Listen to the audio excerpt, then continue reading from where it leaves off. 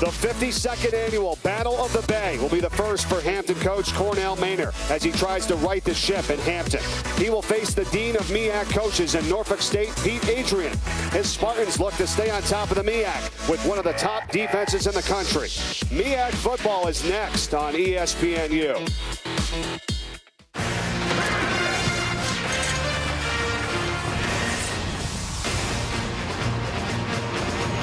Welcome to College Football Primetime, presented by McDonald's. Today we're at Armstrong Stadium for the Battle of the Bay between the Norfolk State Spartans and the Hampton Pirates. Norfolk State right now 2-1 in the MEAC, control their own destiny. They will take on two of the top teams of the league later on in the season in Bethune-Cookman and South Carolina State. So a huge game for them here today to try to keep pace in the league. Hi, everybody. Mike Corey, joined in a moment by former Howard quarterback Jay Walker. Welcome to Hampton, Virginia, where the Pirates are 1-5 right now in the season, in desperate need of a win. They've lost their last two straight games, but it's going to be a tough task here today against the Norfolk State team that is number 2 in the country in defense. They're giving up under 250 yards of offense per game. We'll see what Hampton has in store to try to change that here today as we head on down to the field and join Jay, who's standing by with Hampton coach Maynor. Thank you, Mike. Down here on the field, I'm joined by Hampton head coach Cornell Maynor. Coach Maynor, your first Crab Bowl. What's the atmosphere like, and what's your team prepared to do? It's a great atmosphere. This is out North Carolina State, Oklahoma, Texas, Dallas, Washington. This is that game for us, and it's a rivalry game. It's great for the university, faculty, the community, everybody involved. The guys are excited, and we're excited and ready to play some football. You're taking on one of the best defenses in all of FCS football. What are some of the keys to putting points on the board? Well, we got to take care of the ball, number one. When we get the ball in the red zone, we got to capitalize with touchdowns and not three-point opportunities. And that'll be the key against a good defense is not having negative plays. If we can just have all positive plays or no minus plays and take care of the ball and get it in the end zone when we get in the red zone. All right, best of luck to you. Thank you.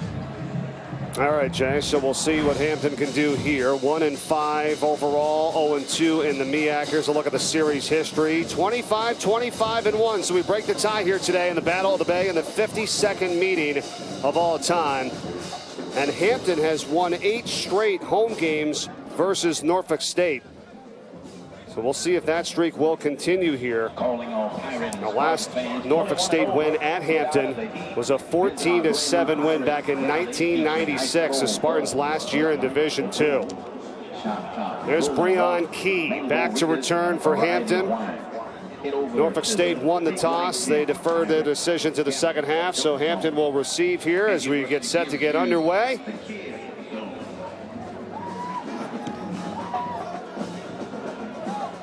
And it's going to be Key who fumbles and loses the opening kickoff. Anybody's ball, and Norfolk State has it. Inside the 30-yard line, they recover it. Ryan Lee with a fumble recovery for the Spartans, and what a way to start for them. Talked to both coaches before the game, and another thing they mentioned, the wind in this stadium is unbelievable, blowing in one direction. That ball looked like it was going to the up man, but it carried, and Norfolk State seems to have recovered the fumble. There he is, 38, Ryan Lee for Norfolk State, Jay, right off the bat. So they'll go on offense for the first time here inside of the 30-yard line, first down and 10. The quarterback is Terrence Irvin, the true freshman out of Richmond, Virginia. He's under center. And they will fumble the opening handoff, and Hampton recovers. Look at that. Robert Copeland picks it up. 2 turnovers in under 12 seconds. Consecutive plays, and take a look at the handoff. He puts the ball out there. That's just a case of Aaron Daniels, the running back, trying to move before he secured the football. Cannot put that on your young freshman quarterback. If you're a running back, you must secure the football, then avoid the defense. Well, this is what we were expecting, I guess. Hampton to have the ball on offense first. So there we go. Now they're back to it, but that just lets you know Norfolk State has a defense that's good enough to win a championship. Their offense is only averaging 9 points per game. Right. That's a perfect example right there. Defense gives you great field position to start off the game, and they have 0 points on the board. That's what we talked about right from the start. Number 2 in the country in defense, but 2-5 on the season. but 2-1 on the MEAC, so right where they want to be as Hampton keeps it on the ground to start. As we take a look at Jalen Williamson, the quarterback, the junior out of Chesapeake, Virginia. What do you like? What don't you like about Williamson at QB, Jay? I really like his leadership. That's the number one thing he has. You see the size there. He's a little bit small, and the arm strength is average at best, so it's going to be a challenge for him to throw the ball down the field here today. But it's going to be key for him to use his pre-snap read and take advantage of the short passing game. Washington had the first carry on first down, and he gets this toss here on second down. He gets across the 40-yard line. Pickup of 4 as we bring up third down, and we take a look at our impact players here for the Pirates and the Spartans today. Yeah, we just saw with Jorian Washington, one of the best offensive weapons in the Mid-Eastern Athletic Conference. He's a game breaker, averages 74 yards rushing per game. Also very dangerous catching the ball out of the backfield. And Lyndon Trail is the key to this Norfolk State defense. At 6 feet 7 inches tall, 260 pounds, the fifth-year senior allows Coach Adrian to run his 3-4 flex defense.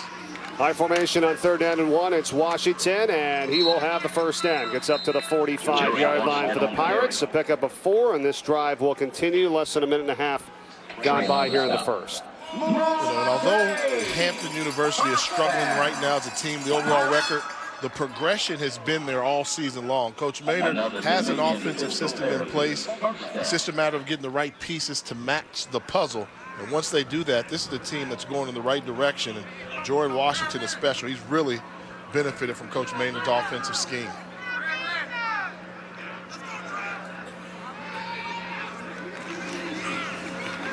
And it's back to Washington, but he's stacked up right at the line of scrimmage by a host of Spartan defenders. No gain, second down. Washington, Jay, not just a runner. We'll split him out wide. He's done a great job receiving the ball this year, too. 21 catches and a couple of touchdowns. Yeah, they get him the ball in space, and he's so dangerous. The first defender is not going to bring him down.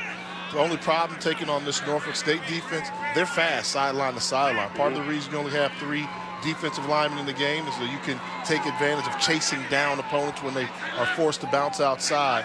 I don't know if Washington's going to be able to run sideways versus a very aggressive Spartan defense.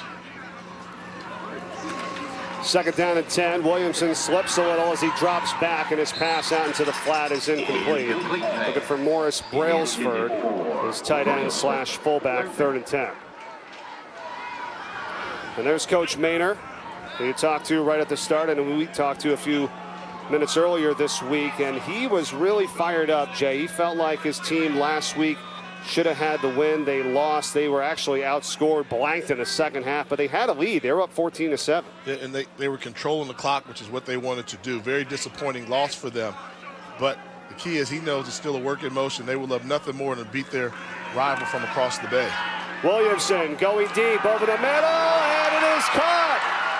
And it's Torn Mixon for the first down and more inside of the 10-yard line. A 47-yard pickup by the sophomore Mixon. First and goal coming up for the Pirates. Take that, Jay Walker. You say I have trouble throwing the ball vertically down the field. This is a great job by Williamson. Watch him set his feet, throw the ball in stride into the wind versus Torn Mixon, who they're so fortunate to have back, who's been battling the injury bug, but comes up with a huge reception early in this contest. Timeout. Norfolk State, as you look at Pete Adrian now in his 10th season as head coach. What a catch by Mixon to set up first and goal for the Pirates. But you talk about it, their defense, spectacular. It's offense where they struggle. What can he do to try to help get that offense moving? You get the second best defense in the country, but you've only won 2 games. They've been trying to jumpstart it, and Coach Adrian, he has a pulse of his football team. When you talk to him, he says, yes, our defense is great, but keep in mind our offense, they struggle and they look bad on paper, but this is a team that has lost 6 starters since the beginning of the season. 2 offensive linemen, an all-conference fullback, an all-conference wide receiver. So he said if you took away 6 starters from my defense, we wouldn't be as dominant. Right. We've lost 6 starters on offense. They're not as dominant, but he didn't think they would struggle as much as they have. Good start here for Hampton after the 47-yard pickup. They have first down and goal from the 8-yard line. Washington, the tailback. Lining up for the direct snap, it looked like. Now they shifted. Here's Williamson. Quick little play fake. They'll keep it. And not much as the flag is down. Flag on the play. It seemed like they got what they wanted there on that play. And good job with the timeout by Coach Adrian. Offense, number 77, 10-yard penalty, first down. You know why I really like the timeout call? Points are going to be at a premium in this football game. Right. We know that. I mean, the over-under, the under was probably like 6, and that might have been too high. But so points are at a premium. A team has some momentum with the big play. Call timeout. Try and see if you can limit the Pirates to a field goal try. I agree with you. Pass out to Riddick now. Here's Riddick, gets inside the 10 and gets the penalty yardage back. And about the 8 run out there by Keenan Lambert for Norfolk State. If you're going to run these bubble screens, you need wide receivers to be involved in the game. And take a look at number 5, made the big catch. Twan Mixon, you're going to see him right here. Watch what he does on this block here. Go get him low. That allows the running back to get to the outside and pick up positive yards. Good job by Mixon. They'll spot it at the 9-yard line. It'll be 2nd and goal from the 9. Nixon at the bottom of your screen. It's a direct snap here, and it goes to Brian Bailey, who is the backup quarterback now in for Hampton. Marcel Koch on the tackle for Norfolk State. So in a crucial situation here, Jay, on a 2nd and goal, they put in Bailey, the sophomore out of Woodruff, South Carolina. And Coach Maynard said, I'm going to play Brian Bailey. He doesn't know when he's going to enter the game because he didn't think the young sophomore could handle sleeping overnight, knowing he was going to be called upon to play in this game. But they brought him in for a play to get him loose, and now Williamson's back in the backfield. 3rd and goal. Norfolk State showing a little blitz, and they back it off. And Bailey's a little bit better runner than Williamson. That's why they put him in there for that one. But now 3rd and goal from the 9. The pass over the middle, deflected, knocked down, incomplete. Wanted Mixon, and it's Brandon Walker that got his arm in there to force 4th and 9. The safety position is a strength for the Spartans. Brandon Walker is a good one, and Keenan Lambert has NFL scouts coming to take a look at him. So they're very strong at the safety position, very strong at the linebacker position, and obviously very good at the defensive line with Lyndon Trail. That's why they're one of the best defenses in the country. Walker tying for the team lead with his 5th pass breakup of the season. It's going to force the field goal attempt of 26 yards here for Anthony Prevost. It was 3 of 6 on the season, and this kick is up, and it is good. So Hampton strikes first. They had a pair of turnovers to start. Hampton fumbled the opening kickoff, and then on the first play, Norfolk State fumbled, and then as a result, Hampton goes down and gets 3. We'll be back after this.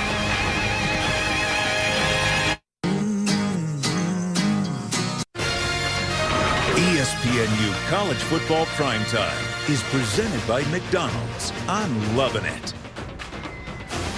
The Old Point Comfort Light Station, established by the U.S. government as part of a chain of lighthouses built along the Atlantic Coast waterways.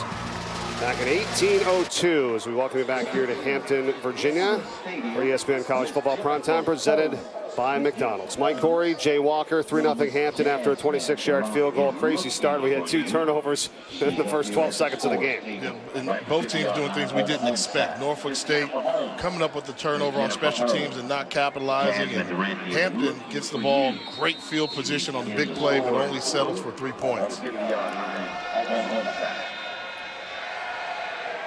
Prevost will kick off here. And it's a short kick. It'll be picked up here by Darius Wilson for Norfolk State. And Wilson, it's up to about the 37, 38-yard line. Good field position here to start for the Spartans with just over 10 minutes to go in the first. Good field position. The first series, they had great field position. They turned it over on an exchange between the freshman quarterback Terrence Irvin and Aaron Daniels. Terrence Irvin, you see the first true freshman to start since Theo Harrison did it against Virginia Union back in 1998. I'll tell you, I saw this young man yesterday at practice, and he can really spin the football. He can throw it. He has the ability to make the big-time throws, but he's just a freshman.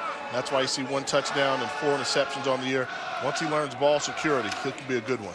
Aaron Daniels on the ground for the first carry. He fumbled on the first play of the game, and that's what Jay was talking about as he carries this time for just across the 40-yard line. He's one of our impact players here today, offensively for the Spartans. Joshua Thorne on defense for Hampton. Aaron Daniels, a running back, more of a slashing style of runner, and then Joshua Thorne moved from the inside linebacker position back to his natural outside position because they say they can utilize his speed a little bit better on the edge than it's been limited thus far in between the tackles.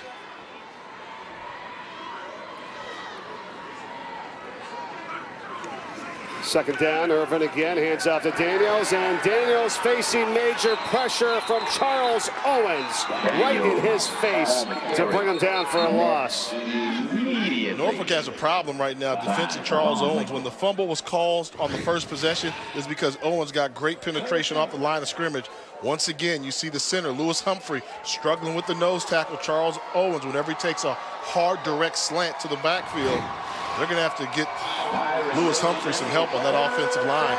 Owens, who's really been called upon a lot here this year to produce with the sack, loss of 6. With a tackle, I should say, for a loss of 6. Has a half a sack on the season. Now 3rd and long for Norfolk State. Irvin stepping up, and he is going to go down. Taken down by Owen Abasui. That's a loss of 4. 4th down. The interior lineman saw Charles Owens the play before. On this play, it's Obasui from the inside, keeping an eye on the quarterback, shielding the blocker, keeping the quarterback in his line of sight, then making the sack. Great interior line play by the Pirates thus far. Rashad Riddick back to return the kick from Dylan Shaddix, and it's a great one.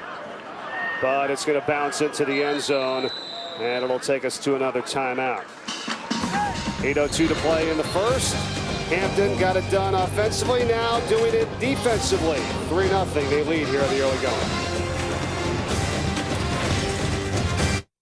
Hey, Megan, how's NSU? I love it. You want to see?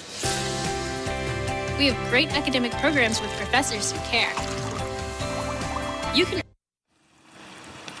Beautiful day here in Hampton, Virginia. Mike Corey, Jay Walker. Welcome back to Armstrong Stadium. 3-0, Hampton on top. They have it back on offense, 1st down and 10 after a 69-yard punt. A net of 49 as it went into the end zone as they go back on the ground to Jorian Washington for a couple. Monday night, the Houston Texans and the Pittsburgh Steelers go at it for Monday Night Football. Houston, they were down 24-0 last week to Indianapolis, came back to make it a ball game but lost by 5. J.J. Watt in action once again, and Pittsburgh trying to bounce back after getting throttled by Cleveland. They're 1-2 in their last 3 games. Monday Night Football, 8:15 p.m. Eastern, also live on Watch ESPN. No other night is Monday night. Swing out pass here by Williamson, and it's not going far over to Riddick, and he's taken down by Demetrius Williams. It'll be 3rd down. The consecutive plays we've seen Hampton University on offense try and go sideline to sideline, trying to find a crease versus a team like Norfolk State with the team speed they have and that 3-3 hybrid defense they like to run. Very tough, and I don't think that's the game plan for trying to advance the ball down the field versus Spartans. Williamson from the shotgun. And they empty the backfield and go 5 wide on 3rd and 11. Norfolk State matching up in man-to-man coverage. Williamson, good time again over the middle. It's broken up, nearly intercepted. Looking for Mixon once again. One of the 2 defenders on the play, Brandon Walker, who had the knockdown pass earlier and deflects this one here. Yeah, Walker, good job just reading the eyes of the quarterback. Williamson's going to bring Walker to the ball. Hard break on the ball. And actually the 2 safeties, very active, Keenan Lambert and Brandon Walker, collide on this pass. It should have been an interception. Williamson is now 3 of 6. Passing, and it's 4th down and 11, 3 of 6 for 53 yards. And that big 47-yarder to Mixon. This one was broken up. They almost get to the punter, Christian Faber-Kinney this time. It'll get into Norfolk State territory, and they'll let it go, and it'll be down at the 40. A 41-yard kick, no return. Spartans on offense when we come back. Instead of mailing everyone my vacation photos, I'm saving a ton of time by posting them to my wall. Ooh, I like that one. It's so quick. It's just like my car insurance. I saved 15% in just 15 minutes. I saved more than that in half the time. I'd unfriend you. That's not how it works. That's not how any of this works. 15 minutes for a quote isn't how it works anymore. With Esurance, 7.5 minutes could save you on car insurance. Welcome to the modern world. Esurance, backed by Allstate. Click or call. Alabama week. 5. Table 5. Looking to make a run this year. 4. Pick it up. You can see on page 4. 3 times. 3 days till game day. The best cover 2 team in the country. 1.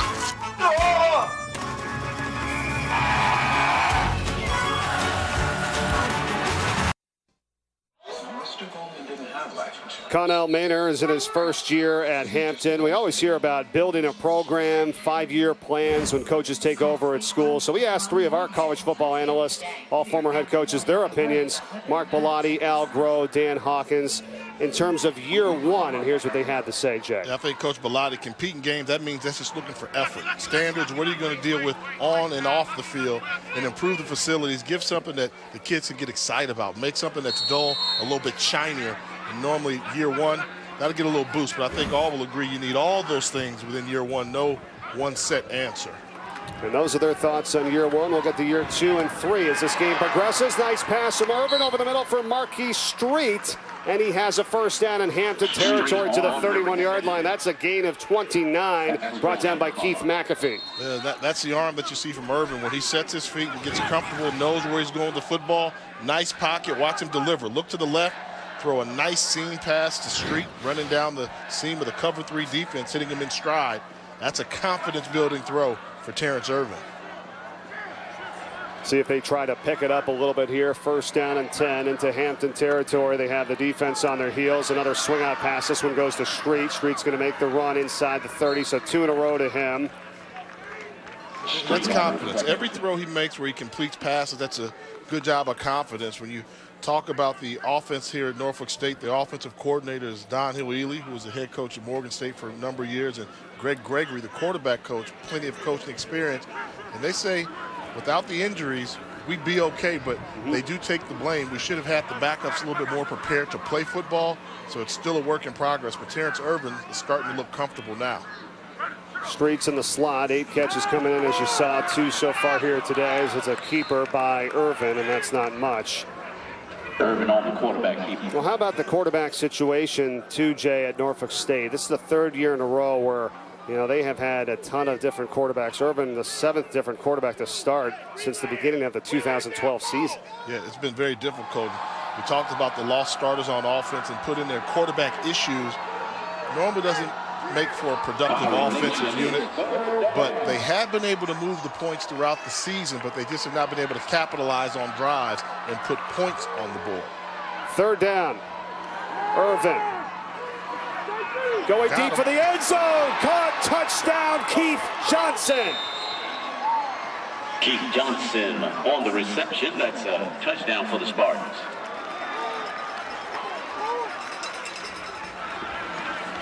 A 29-yard touchdown pass. Great job. You're going to see Johnson right here on the hash mark. Going to give you just a basic vertical route up the seam. Doesn't even leave the hash. Good job looking him off. He stays on the mark. Throw it in the crease. Great execution. Schematically, they got the look they were looking for when they ran 4 verticals. Capitalized by throwing a touchdown pass. Ryan Lee's extra point is good. Longest touchdown catch of the season for Keith Johnson. First touchdown for him this year, and Terrence Irvin makes it 7-3. Norfolk State with 4:34 to go.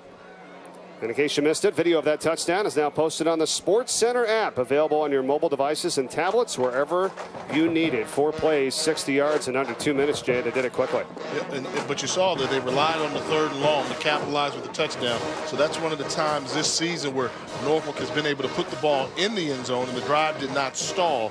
So that's a positive sign that you're looking for. Tremendous pickup on 3rd down. Now Coach Adrian who serves as a defensive coordinator as well. Now he's got to see, can his defense play with a lead?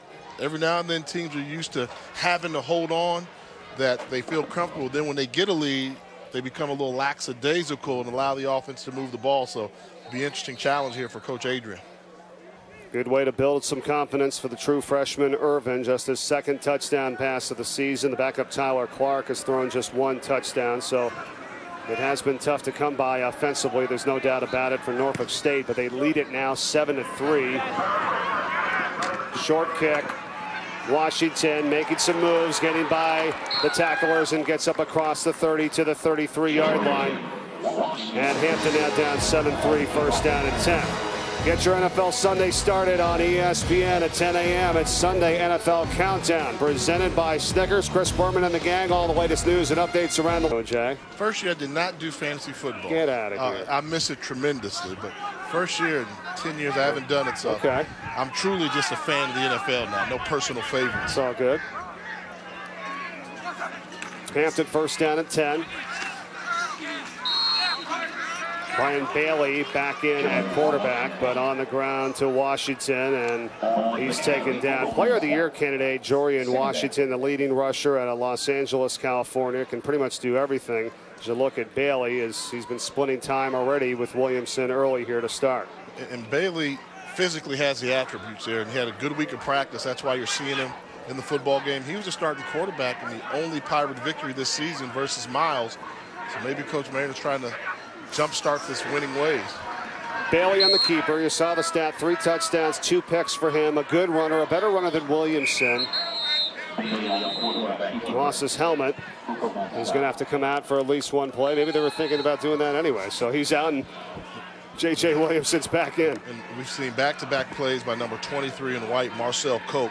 He's an inside linebacker, but basically like a safety playing linebacker, very active, aggressive person in the secondary. And these are those pieces of the puzzle that Coach Adrian has where they're hybrid players. He can serve as an outside linebacker. He can also serve as a strong safety. Timeout taken by Norfolk State with 3:13 to go first quarter, and Hampton faced with a 3rd down and 6. What about when you continue to shuffle quarterbacks in and out, Jay? You obviously were one yourself, and Howard, who went to play in the NFL as well. Tell me how that is when there's 10 other guys out there, okay? I mean, obviously there's tendencies and differences, so how does that affect the entire team like that? You want to know who the guy is, and sometimes you have favorites, and that's what happens. So when you're not winning and you're playing the quarterback shuffle, then most people tend to like the backup quarterback, and they say, why don't we give him a chance because he moves the football, and you start to develop favorites. And I will tell you, most teams that have winning records don't have a 2-quarterback system.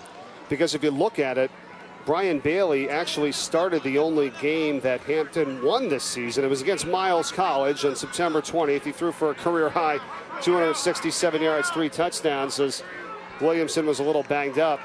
And now he's back in. Williamson's pass deflected and complete. Almost picked off. He wanted Rashawn Proctor, and it was Darren Merrow that almost had the pick for Norfolk State. And this is one of those plays where the size or lack of size by Williamson really shows up. They're trying to run a misdirection screen, but the pressure gets to him. He's faking to the right. Now watch him have to throw over the lineman, and the ball just floats and sails, gets his quarterback hit pretty good. You'll be able to see it here. He's got to throw up over, and that's a tough pass for him on his tiptoes. Ball kind of floated a little bit, hung in the air. And that's why that play didn't have a chance. That's now 2 straight 3-and-outs by Hampton, 4th and 6, and they are getting into the face of Christian Faber-Kinney, the punter, as Wilson is going to let this one go. And what a kick by Faber-Kinney. The 9-yard line is where they're going to spot it. And it's time now for you, Jay, to give me 5 here, your HBCU power rankings. Here they go on the bubble. Texas Southern, North Carolina Central. Those are some interesting matchups. Central's taking on Morgan State today. That should be a good one. Give Coach Hull a good job done at Baltimore and Morgan State. Number 4, North Carolina A&T. They're back. They figured out some things at quarterback. They're doing a good job. Number 3, Alcorn State. Upset last week by Grambling. They take on Texas Southern today. Back to the top 2 in a moment here as Norfolk State back on offense. 1st and 10 at their own 9-yard line after a 53-yard kick by Faber-Kinney for Hampton. Irvin and gets it out and finds Isaac White, his top wide receiver, as we go back to the rankings check. And number 2, they're back.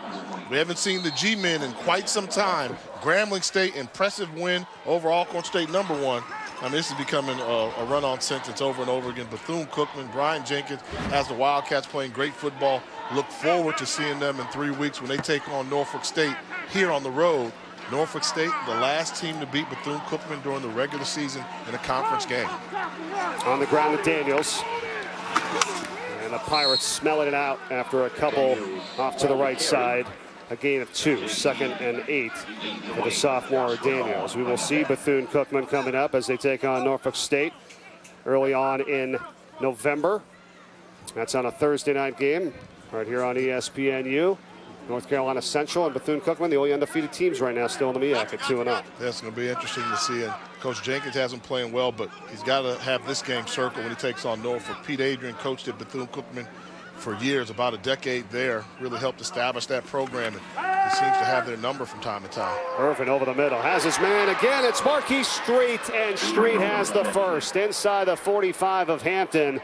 What a catch, 27 yards, his 3rd catch of the game. Great job. You're going to see one-on-one. This is just a skinny post route hit in stride along the seam. Look at the timing of the route. Ball snap, receiver makes that cut, looks in. There it is. So the true freshman in Street out of Petersburg, Virginia, with 3 catches now. And look at this pre-snap read. As long as you see one safety in the middle, they're going to continue to run 4 vertical routes. That's the weakness of a cover 3. I'm surprised that when Norfolk State comes out in this formation that Hampton has not made the adjustment and gone to 2 safeties high compared to just having 1 safety in the middle of the field. Just a 1-yard run by Irvin. We were wondering which group is going to show up today and how this game was going to play out. Was Norfolk State going to be able to move the football offensively, which they weren't able to do a lot this season? Or versus this look, it's easy. I mean, you take a look now. They're coming out in a cover 3 look, 1 safety high. As a quarterback, you put him in no man's land. He cannot win. I will continue to throw the vertical routes. Well, and there we go. And this one a little bit high. It sails on Irvin that time. And almost intercepted by Jordan Hill. You see, there was a case of just the quarterback missing the receiver. The receiver was open. Curl routes, seam routes, the book is open. First straight cover 3 with a better pass. If he hits Damian Smith in stride, that's an easy pickup for first down. First incompletion for Irvin today. He's 5 for 6 for 100 yards passing. This is a very vanilla defense being displayed by Hampton and defensive coordinator Tremaine Henry. Irvin, pressure, he will be taken down. Copeland in there again. Robert Copeland for Hampton.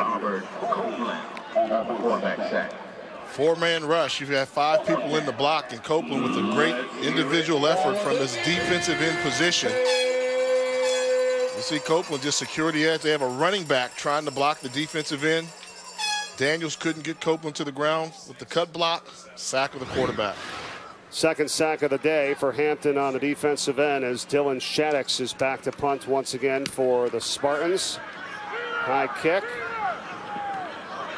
Riddick lets it go, and again into the end zone for the touchback, and that takes us to the end of the first. So 15 minutes in the books. Hampton got on the board first with a field goal, and then Norfolk State coming back. Terrence Irvin and Keith Johnson with a touchdown catch. Second quarter from Hampton when we come back. When the Garden Was Eden, Tuesday at 9 on ESPN.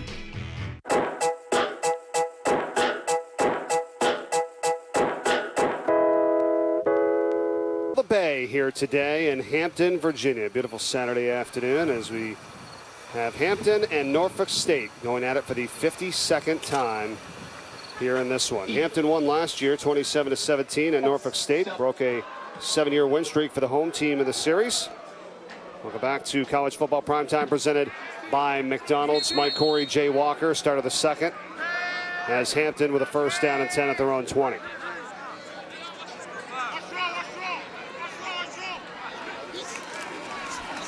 Williamson gets rid of it, going sideline and overthrows his intended target, Rashawn Proctor. Well, folks know that I'm a Howard guy. And Howard, our rival, has become Hampton University. But I will say this, the one thing that Hampton has, probably one of the most scenic and beautiful HBCU campuses you're going to see in America. Yes.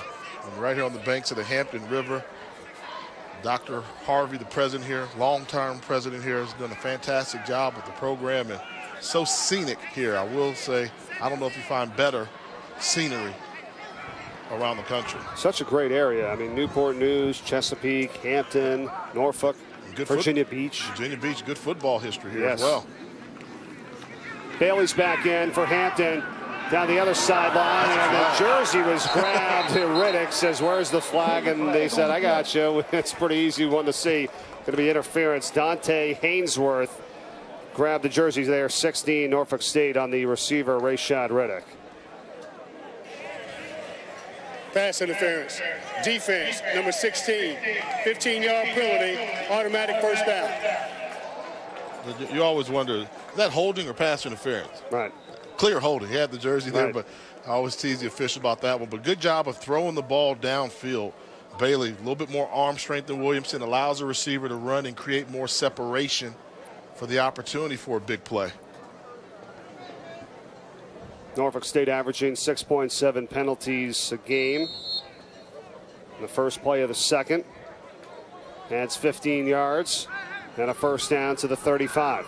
And they make a change at cornerback. So Hainsworth was the starter. Now they go to number 6. Bailey, and the keeper picks up 5 to the 40. And I will tell you, it seemed as if Hainsworth did not have a good week of practice. When I saw them practice yesterday, the walkthrough, struggled on a couple calls with coverage. And Coach Adrian, realizing only a 4-point lead, makes a change early, puts a little bit more experience in the secondary when he goes with Demetrius Williams at cornerback now. So Williams at the one corner, Darren Merrow at the other, and the safeties we've talked about already, Keenan Lambert and Brandon Walker for Norfolk State defensively. 2nd and 5, handoff to Washington. Has the first, still on his feet, nice play inside of Norfolk State territory to the 47-yard line on a first down, a run of 13 for the senior. Washington, 5'9". Watson, looks like there's nothing there. You have him bottled up, but makes somebody miss in a small space. That was Marcel Koch, who's put some good hits on Washington early in this football game. Not this time. Advantage Jordan Washington, the senior from Dorsey High School, L.A., California. Very shifty at 5'7", 167. They go back to him. And stood up after a couple on that first down run. Gain of 3. And a flag comes in. And it should. I mean, that was a payback kid. On the previous play, we saw Washington After the shake play him was in the over, hole. unsportsmanlike conduct. Defense, number 23. The down will count. The penalty will go from the spot of the foul. It'll be a first down. So this one you have to give credit to him. On the previous play, he made him look bad. This time, play's over. Koch hadn't forgotten about it. And watch this. He's got him in extra toss there. 2 yellow flags come out of the way. Play between the whistles, son. Sometimes you get the offense. Sometimes the offense gets the best of you. And that's their leading tackler, too, coming in, Marcel Koch. 57 tackles coming into this game. One of their leaders, too. You don't want to see that from that guy. Senior out of Orlando, Florida. And now, after a couple of penalties, Hampton in business. Bailey over the middle. Wide open. Caught. Touchdown, Proctor. Great job, Proctor. Love the play call. When you've got Koch out of the game, their starter, you know he's their lead tackle, they bring in the backup, give him some misdirection, make the linebackers think about something, and you see they just have nowhere to go.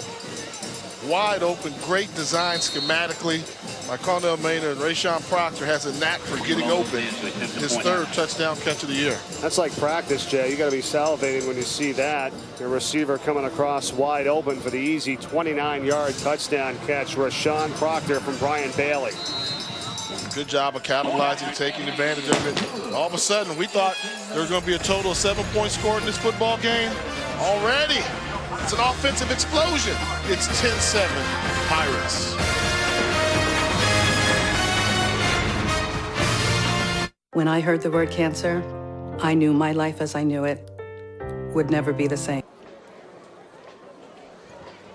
Hampton regains the lead, 10-7 on a 29-yard touchdown pass from Brian Bailey to Rashawn Proctor. Well, how did that all get set up, Jay? There were a number of dynamics on the play. First, we saw the penalty by Marcel Koch. Koch has to leave the game. So what happens when Koch leaves the game? You bring in the backup, Kyle Archie. Take a look at Kyle Archie here. He's the inside linebacker coming in. They send a lot of things for him to look at. You're going to see a pass pattern up the middle, but Archie is trying to do two things. He's in the backfield. He's looking in misdirection, allows Proctor a free release in the middle of the field of the zone coverage. Great design schematically to challenge the inside linebacker coming in on substitution. Did you see where Archie was? I mean, he was flowing all over the place, trying to find the football. Good job of calling play action. And that's what you do. Anytime a team replaces a linebacker with a backup, give him play action. Make him think about something. Well, they certainly did. And now Wilson lets us go over his head. And they'll start first down and 10 at the 25. 13:04 to go in this second quarter as Hampton has regained the lead. Sunday at 3, soccer action continues right here on ESPNU. Number 17, Georgia. Jorian Balcom, who has 8 goals and 4 assists for the Bulldogs. They host the LSU Tigers at an SEC showdown. Game also available live on Watch ESPN. LSU Georgia Sunday at 3. Soccer action. 17 points on the board, Jay. You said we might have had a total of like, say, 6 to 10 here today. All right, it's early second quarter. And at this pace, I would tell you Norfolk can't keep up. I mean, Hampton can score points, but if their defense does not slow down Hampton offensively, it's going to be a long day for them. Norfolk has points, but points have been very difficult for the Spartans this season. Irvin with pressure, guns it out to the outside. Damian Smith on the catch, and he'll go out of bounds close to the 35-yard line. We talked a lot about their defense. That was a gain of 9, but how about offensively where they land in the FCS, and it's not good. No, not good. You see there's 121 teams that play FCS football. There's only one team worse. I wonder who that team is. Oh, my goodness. You average less than 9 points a game, and the passing offense hasn't been there. The running offense hasn't been there. So they don't really throw well. They don't really run well. They don't score well. They just don't show up offensively. But defense, the exact opposite. One of the best in the country. Actually, what you mentioned, number 2. Right. In FCS football total defense. That's phenomenal. Fumbling the snap as Irvin picks it back up, and now he's in trouble, and he'll be taken down at the 20-yard line. Hampton. Nice job. Joshua Thorne was in there. Loss of 14, and that's going to make it even more difficult for them. One of my favorite TV shows is Numbers Never Lie. We saw the numbers offensively of the futility of the Norfolk State offense, and it's because of plays like this. Minus plays in a crucial situation, a football game. That's why those numbers are so poor. They don't execute in a timely manner across the bay in Norfolk. And now what do you do? 3rd down and 15. It's just been a struggle for them. Exactly. Quarterback draw, running back draw, maybe a screen pass. Really hampered with your play selection.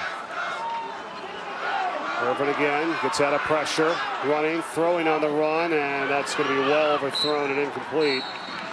Nearest receiver was Street, who he's went to a lot so far today. It's going to be 4th down and 15, and that's unfortunate for them. They had a 2nd down and 1, Jay.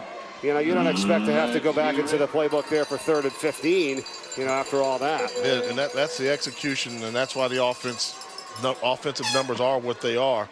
And, the coaches do a good job of trying to keep the team together. We asked them, is there times when the defense just looks at the offense like, come on, guys? Well, this is one of those moments. I mean, you had the ball there. The defense just got off the field. Now you got a 3-and-out, and they're getting ready to come back on the field. Rashad Riddick should have room to return this one, and he will. Inside of the 30-yard line, makes the first man miss, but not the second. Just across the 30 on the return. 52-yard kick, 3 on the return.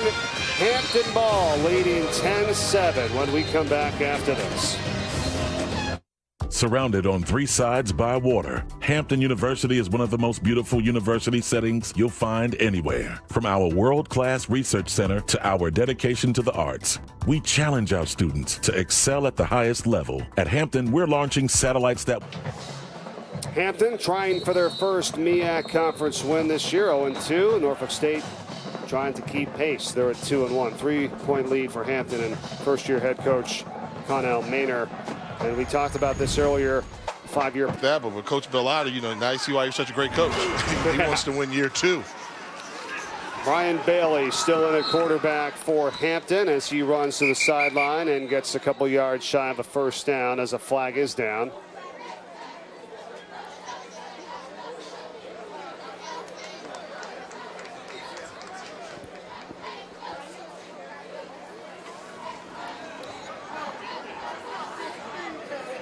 So Darrell Davis, who doesn't have his mic on, says holding on the defense. Or it's not working, one or the other. That's something you rarely see called, holding on the defense on a outside run play. Normally it's the first signal will be offensive holding on the tackle or the wide receivers, but Norfolk State called for the hold. And it gives Hampton a first down up to the 45-yard line. And that's one of the things, if you're Hampton here, Jay, trying to get the Norfolk State defense on their heels a little bit. They are one of the best in the country, but you get them tired as Bailey runs and is cut down right at the line of scrimmage. What a hit. No gain by Deion King. Because they don't have a great offense, as Bailey got attended to earlier, had a cut on his forehead, as you see. See, Deion King just good job not allowing outside contain, and the quarterback tries to cut back in. No, sir. You build up a sizable lead and an advantage, and then you put Norfolk State offensively in a position where, they're just not built to come from behind in double digits, stuff like that. Yeah, that's why, game management been a very tough job calling plays. Because also, when you're an offensive coordinator, your defense is so good, you have to limit your playbook a little bit because you want to make sure the offense just doesn't turn the football over. Pass to Twarren Mixon there for a gain of 7. Bringing up 3rd down and 3 for Hampton now into Spartan territory.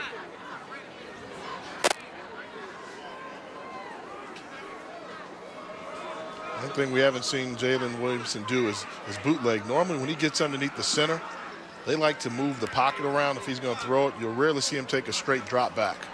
High formation, a fake from Williamson, finds Morris Brailsford, the tight end, and a fullback lined up there in the eye. And he has the first down catch. So they got a Brailsford. Yeah, this is a good job. Little play action to settle him, but designed for him to get outside the pocket. Delivers a catchable ball to Brailsford, the fullback. It's a good job. And Norfolk State knew that it's coming. When he gets underneath the center and they're going to throw, rarely will he drop back, a straight drop back. He's going to do either a play action or some type of movement of the pocket. But it was a good job by the right side of the offensive line for Hampton, led by Ronald Rose. Staff this week told us they liked his play a lot. Rock solid as Brailsford with its 3rd catch of the season. Good for the first down. Play action Williamson. Now going deep. End zone. That's underthrown, and it is picked off. Intercepted by Keenan Lambert. For his first of the season. Keenan Lambert, NFL talent, 6'1", 220 pounds, good speed. Great recognition and showing off his ball skills as he goes up high for the interception. Looking for Darius Banks, and it's going to be Norfolk State ball when we come back.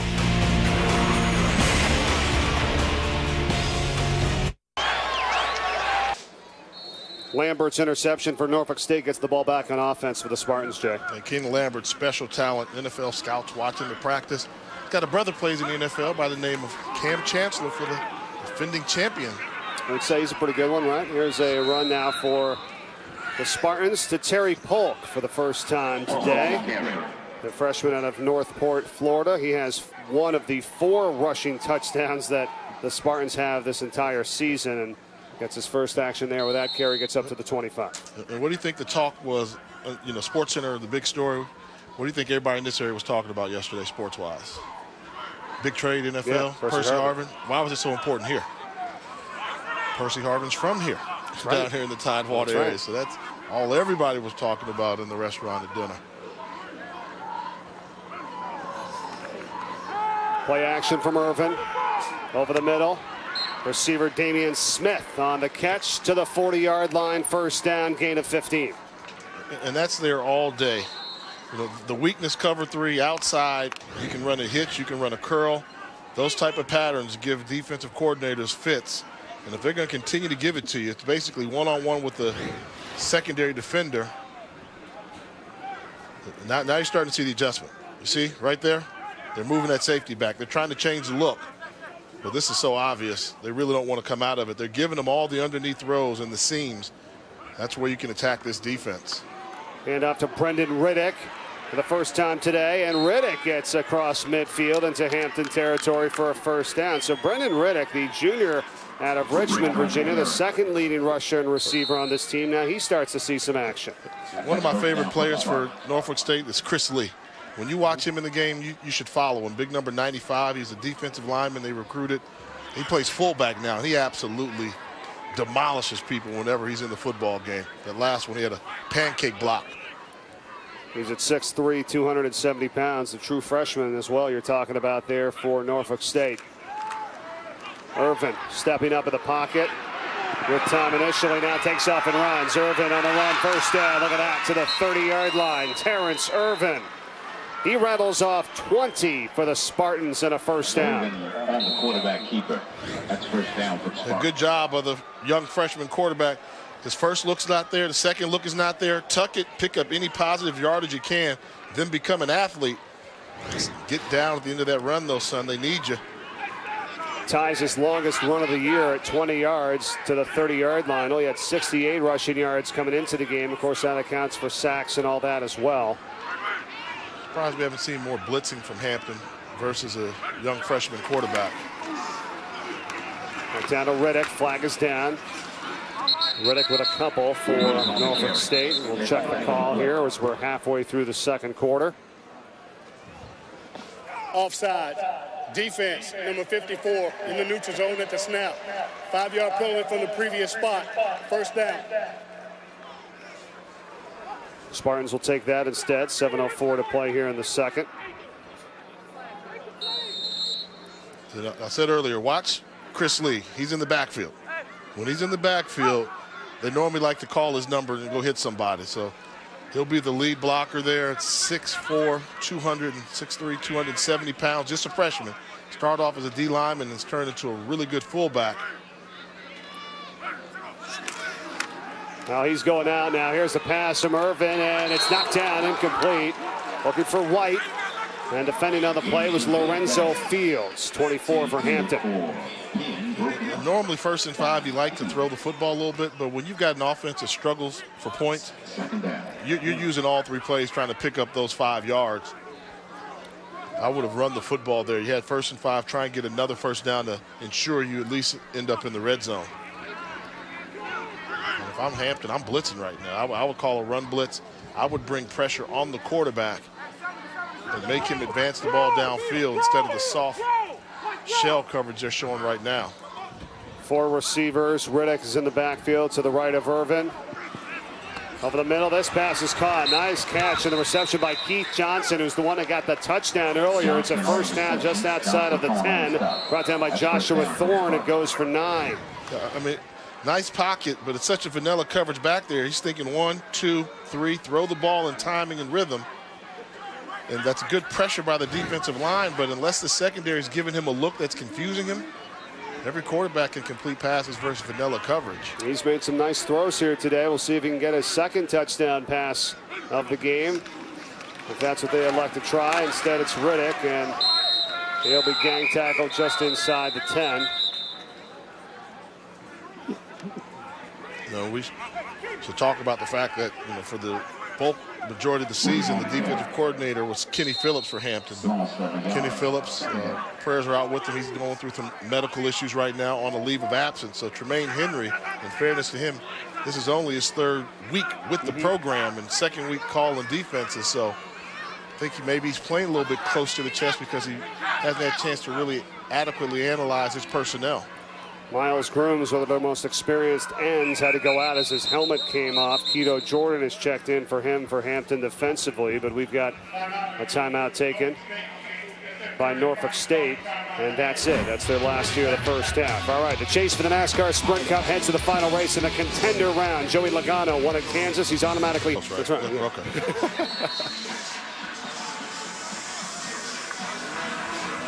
RJ, here we go. Norfolk State, chance to regain the lead. 2nd down and 8. Should be quarterback draw. I'd run the young freshman right now. 2 backers in the backfield to serve as lead blockers. Irvin to the end zone, and that almost was intercepted. Miles Morris should have probably had the pick. Maybe a little bit high for him. A good effort, though, by the sophomore. And this is just poor recognition by the freshman. You're going to have the basic dig route. Everybody runs this. You're going to have a corner route here and a route here. Who do you key on? You key on the cornerback here. If he goes back, you take the guy right there, freeze it on the 10-yard line, wide open. He's wide open there. He didn't look at it. Tried to force the ball, lost where the cornerback was. That's football 101. They just say read the corner. If he drops back, you throw it to the receiver in the flat.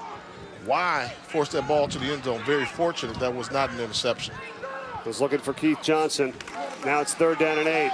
Irvin pump fakes, and he's going to be taken down by, once again, Robert Copeland, who's had a nice game thus far for Hampton. And he's trying to force the ball downfield too much. He threw a touchdown. Now he's continuing to do it. I want you to watch this wide receiver here. In man, he's running the underneath route. Tell me, can you get the football to him? As he's running the route, don't look downfield. Right now, hit him in that break. He's catching the ball and walking into the end zone. He's looking deep into the end zone instead of realizing you can throw the ball short of the end zone and allow your receivers to continue the route into the end zone. Going to be a 29-yard field goal attempt here for Ryan Lee to attempt to tie the game. And it's no good. He missed it. And Hampton hangs on to a 10-7 lead with 4:34 to play in the first half when we return. In the Mid-Eastern Athletic Conference, each game is a lesson. Win or lose, it's a chance to learn something. About our team, about ourselves, and about commitment to sportsmanship. Because being a good sport is more than winning with pride. More than losing with dignity. It's remembering that there's life beyond the locker room. Outside of the classroom. And how we handle adversity right now determines how we'll handle it for the rest of our lives. The Mid-Eastern Athletic Conference, where good sportsmanship is the only way to play. Just drive all the way down the field, but end up missing a field goal, which would have tied this game at 10. And it looked very close, but let's give credit to the officiating crew. Take a look at the official here. His job is to look at everything above the vertical plane above him, and when the ball leaves, he's looking up. Right away, you'll see a kick. He starts looking up, up, up. He's got a great view. That ball was very, very close. You would say it looked like it was good, but in that case, I'm going to say because the official was in the right position, they got the call right. Bailey's pass incomplete to Mixon, and yeah, you know, because sometimes there's other places you can go play in an NFL stadium and you got the goalpost, you know, the height that they have in the NFL, yep. And you know, you wonder why that hasn't just been kind of adapted all across the board. Yep, and you know, you think about it, should you extend it, but also let's not forget, college kids storm the field after big victories, and longer goalposts, more chance for injury. Bailey. And he just slips and falls down. And he's down at the 12-yard line. It's another difference there, if you will, from college to the NFL. As soon as your knee hits the ground, you're down, regardless whether you're touched, and it's an 8-yard loss on the play. And this is just poor footing. The second time we've seen Bailey go down awkwardly, almost a slip. You wonder if he has the right type of cleat on. And he wasn't tackled. He just slipped trying to step up in the pocket. The ruling on the field is that the runner was down prior to the ball coming loose. The play is under review. Yeah, because he did end up losing the ball there at the end. He just has to get a little bit more comfortable. Maybe that's nerves. You're taking on a pretty good defense, but if I take a look, I didn't see the pressure. I saw him there just going to slip. Right, look, trying to cut off the wrong inside foot. I thought he was clearly down. His knee was down when the ball came out. This can't happen. I mean, you have to have quarterback awareness in the pocket. The ball was recovered there by Norfolk State, so there is replay for MEAC games that are on TV, and they're taking a look at it right now. There's Bailey, knee goes down, elbow, forearm, still has it, but then, yeah, it scoots out. And I don't mind them taking a look at it because the coaches work so hard and the players work so hard during the week in preparation for the game. Just make sure you get the call right. And as long as they get it right, take as much time as you need. I'll just ask you, talking out loud, about that kind of rule per se in college as opposed to the NFL. I don't like it. The fact that, you know, you don't have to be touched and you're down. You know, I mean, that's That would have been a fumble then. You know what I mean? Like, he wasn't touched. He lost the ball. They would have recovered it. Why do you think that's something that could possibly change down the road in college, that, you know, you make a catch on your knee, nobody touches you, but you're down? It's like, after further review, the ruling on the field is confirmed. Third down. There's some things, you know, that, you know, you want to get the guys more pro-ready, yes, but then you also want to have differences in the game. I mean, if you want to make it just like you didn't touch anybody. There are a couple things. So then you'd have to talk about bringing in the hash marks. You'd also have to talk about putting 2 feet down on a catch compared to 1. So, I mean, these aren't pros. They're amateurs. And so the 2 feet, I could see, that being a harder as you get to that level. But I'm just saying, you're not even touched, you know, and it's a game, it's a contact sport. The NCAA and the coach, they like to keep the differences in the game a little bit if they can. It's going to be 3rd down and 17 for Hampton. Bailey running, and he'll take off and get across the 15-yard line. Still well shy of the first down, taken down after a 4-yard gain by Kevin Williams, one of a couple on the scene, and they will punt this one away. Part of the Legion. Norfolk State, say this, always one of my favorite bands. They do a good job here, and the Force at Hampton's a good band as well. It'll be interesting halftime down here in the Battle of the Bay. 52nd meeting of all time between these two. Series is tied 25-25-1. These two teams 15 miles apart. They've met every year since 1963. Here's the kick from Faber Kinney, and another good kick here. And it's Wilson. On the return across the 40 up to the 42-yard line. Flag is down on the play. We will get the call. Would have been a 53-yard punt and a 12-yard return if it stands.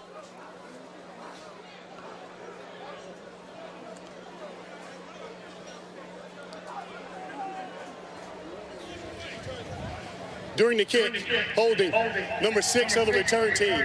10-yard penalty from the end of the kick. First down. How far apart did you say the schools were?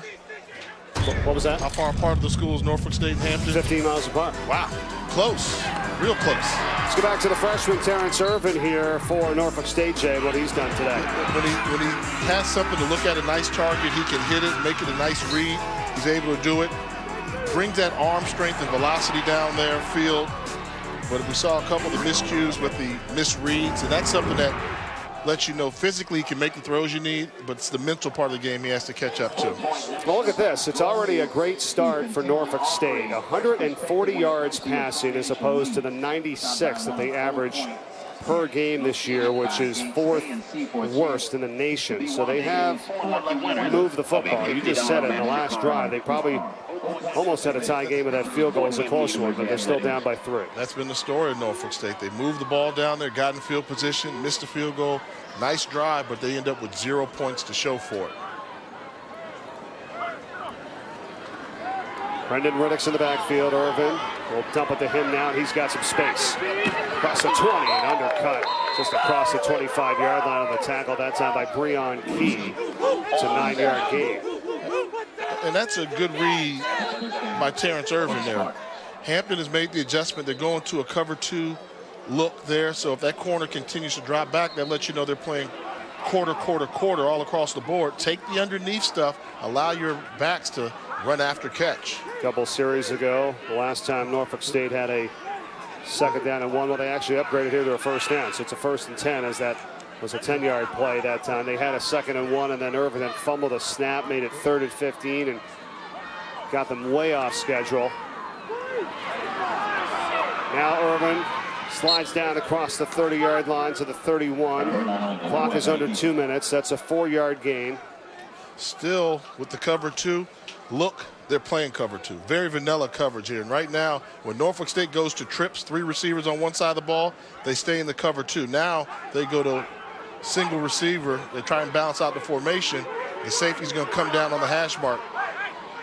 And they're trying to call plays based off of him. Irvin gets away from pressure. Again runs. And hit hard on the sideline. But really no gain that time by Joshua Thorne. The clock is running. Norfolk State's out of timeouts.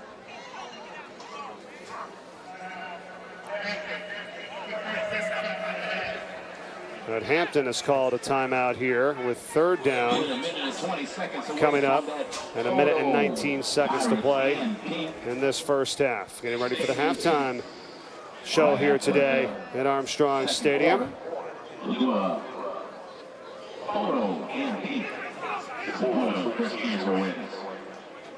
Coach Maynor for Hampton in his first season, looking for that first MEAC conference win, 0-2 here against their rival Norfolk State. And you see Coach Maynor thinks that Norfolk's not going to convert. He wants to try and save some of the clock, get his offense back on the field. They're trying to get more time put on the clock. I'll tell you one thing about Coach Maynor. He is a competitive individual. We talked to him, and he still thinks he can out-throw everybody. He still thinks he can coach him up pretty good. And something I learned about him, he's a one-handicap golfer. Wow. Don't make sure you get strokes from him if you take You got to be if you live in this area. 1 for 5 on third down is Norfolk State. And a catch by Isaac White. First down, make it 2 for 6. 15-yard pickup to their leading receiver. And now the dynamic has changed, and you're going to see this is just a simple out route. Get 15 yards, turn, look for the ball. Nicely thrown ball, considering it was from the far left hash all the way across the field. But now it's changed where Hampton was trying to save clock. Now the enemy is the clock for Hampton. Norfolk State's on the prowl just about at midfield. So we'll see if they become aggressive with their timeouts and their play selection.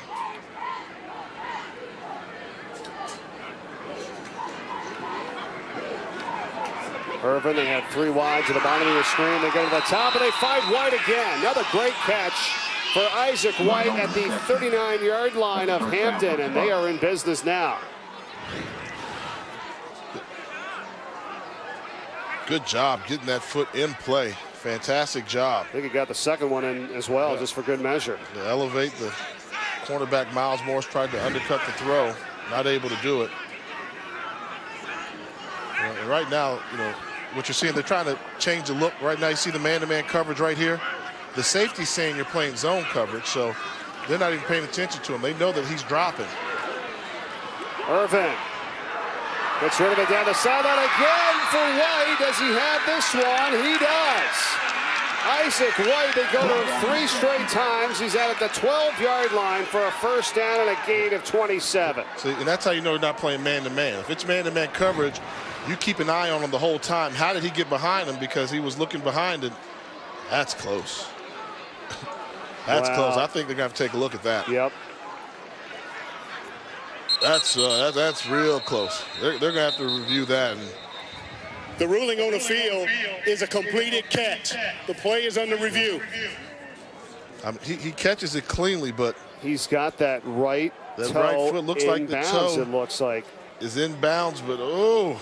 When he caught that, Jay, initially I'm saying to myself, he's not in bounds. Yeah. But you got to wait. You watch games on TV all the time. You think, oh, yeah, he's out. Then you watch that official run down the sideline with a catch. Like, oh, he's got a catch. And if it's not your team, you're so upset. You're like, how is he in? But they call him inbounds to the 12, so they're going to review it. Yeah, and that's good body control. I mean, Isaac White is the #1 receiver for the Spartan squad. One-on-one route.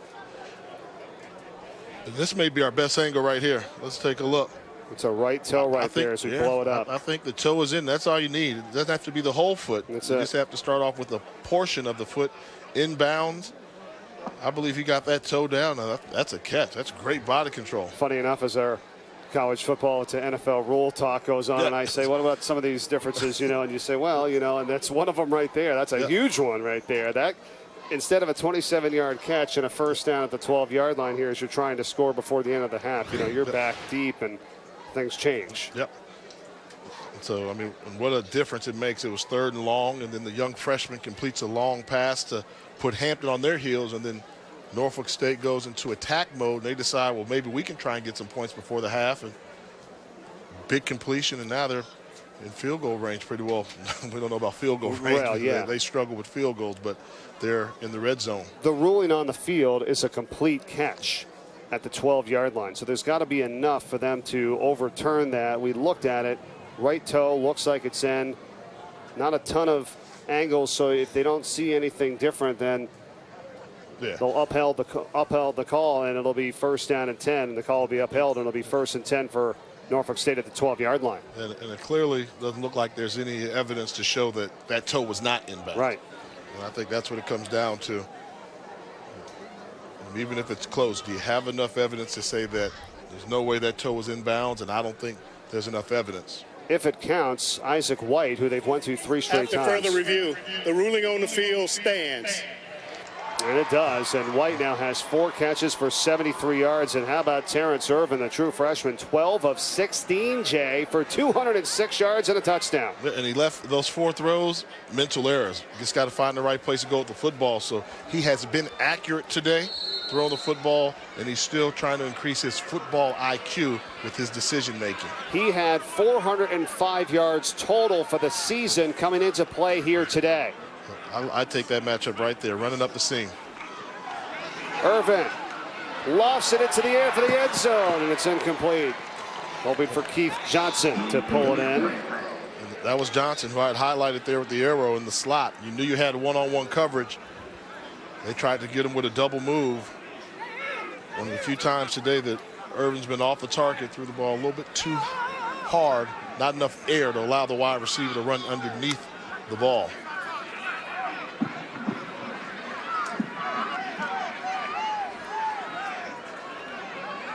And it was Johnson who had that touchdown catch, the lone scorer of the day for Norfolk State. 2nd and 10, 51 seconds to go, first half. Irvin for the end zone, it's White, and he has it. Touchdown. Norfolk State takes the lead.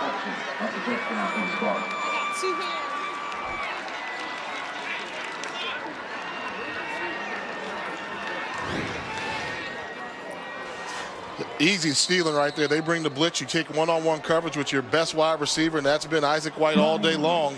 Hit the slant pattern. That's good recognition by the freshman of taking advantage of the matchup one-on-one. And look at him. Yes, son. You knocked it out of the park. Terrence Irvin is having a game today for Norfolk State. 1 touchdown pass coming into today's play.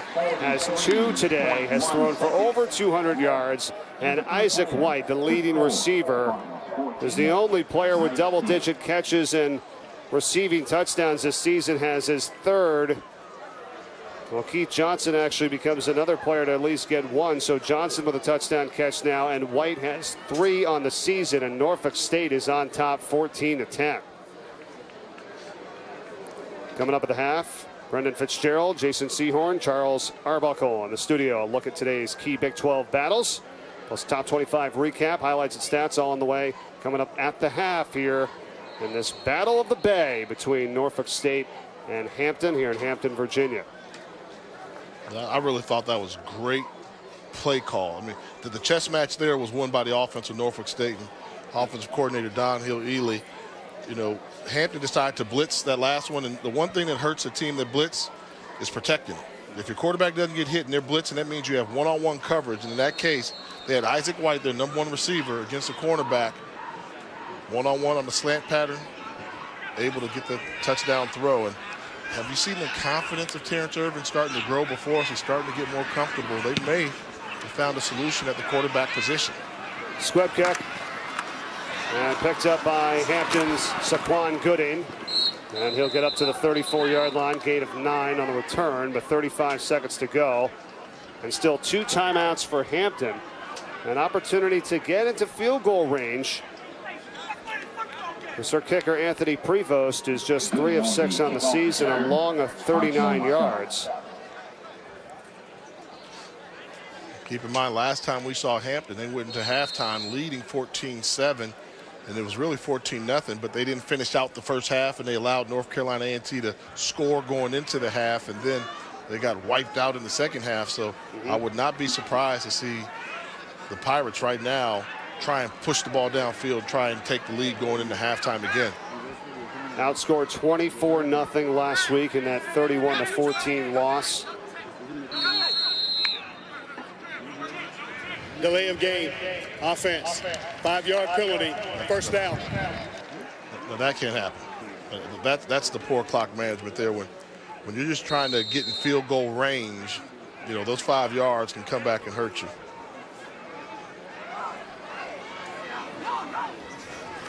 Norfolk State, it's a pressure, Bailey fumbles the football. And let's see.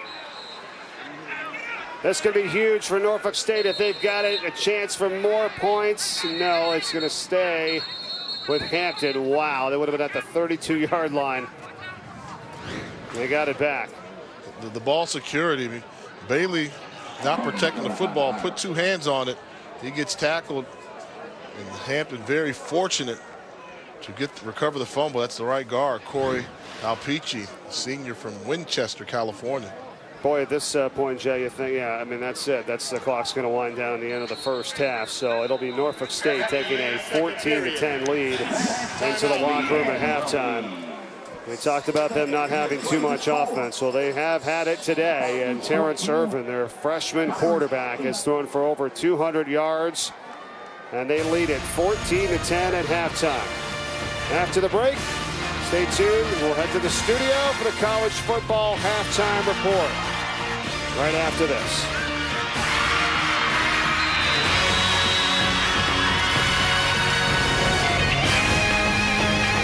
Just tell us your budget, and the Name Your Price tool helps you find a whole range.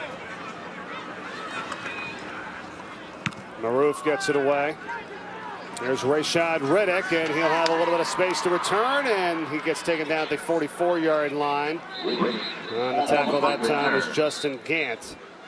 7-yard return after a 33-yard kick. All right, what about Hampton? What do they talk about here at halftime, down 14-10 at home? Well, they put 10 points on the board. They're still in striking range. 10-yard penalty, first down. We got a late flag down, so it's a block in the back on the return. So that's going to take away pretty decent field position. But I think for Hampton, you know, they remember a week ago. Last week they came out so flat versus North Carolina A&T and got run off the field.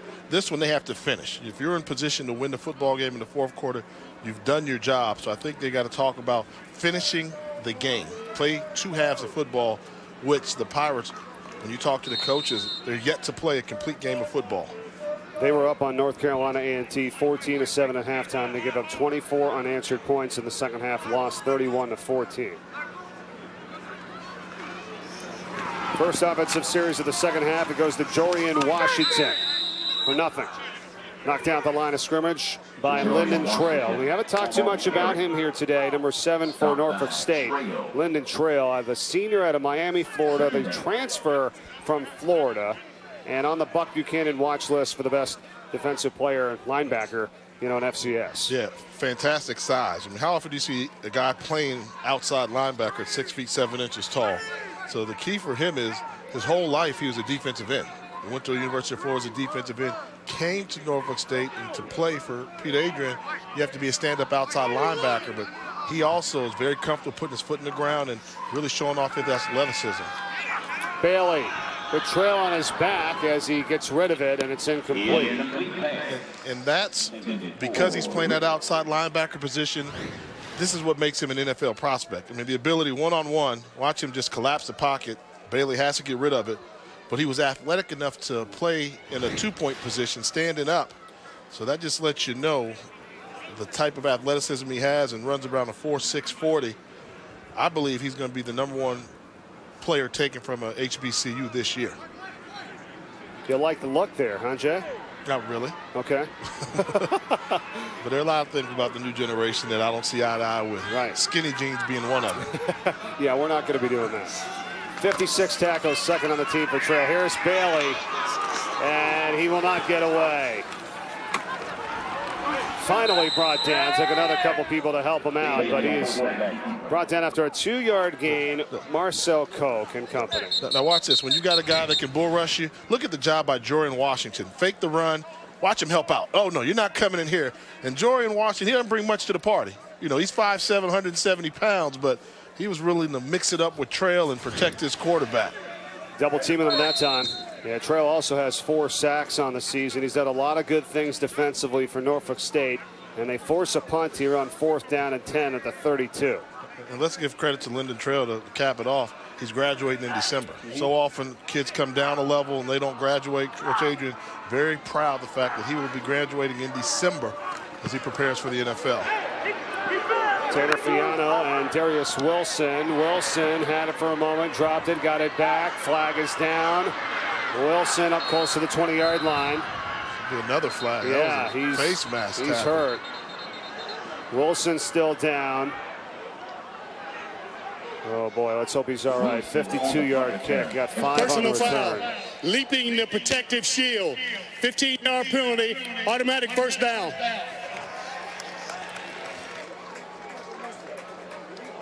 Whoa, okay, let's make sure first here Wilson is all right. 12:07 to go in the third.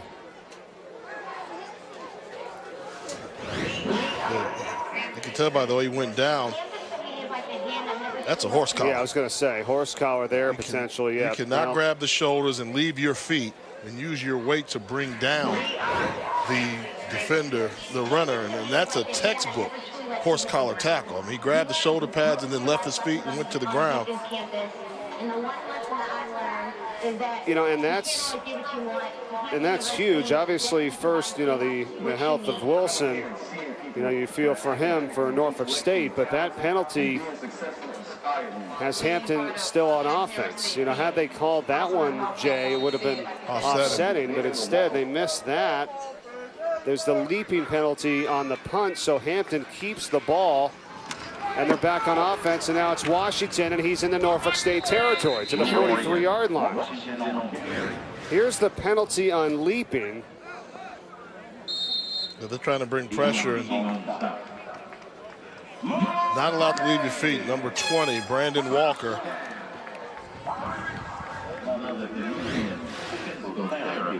And they do these rules for safety. I mean, so often everybody's sensitive to concussions, and a lot of bad things happen to football players when you leave your feet.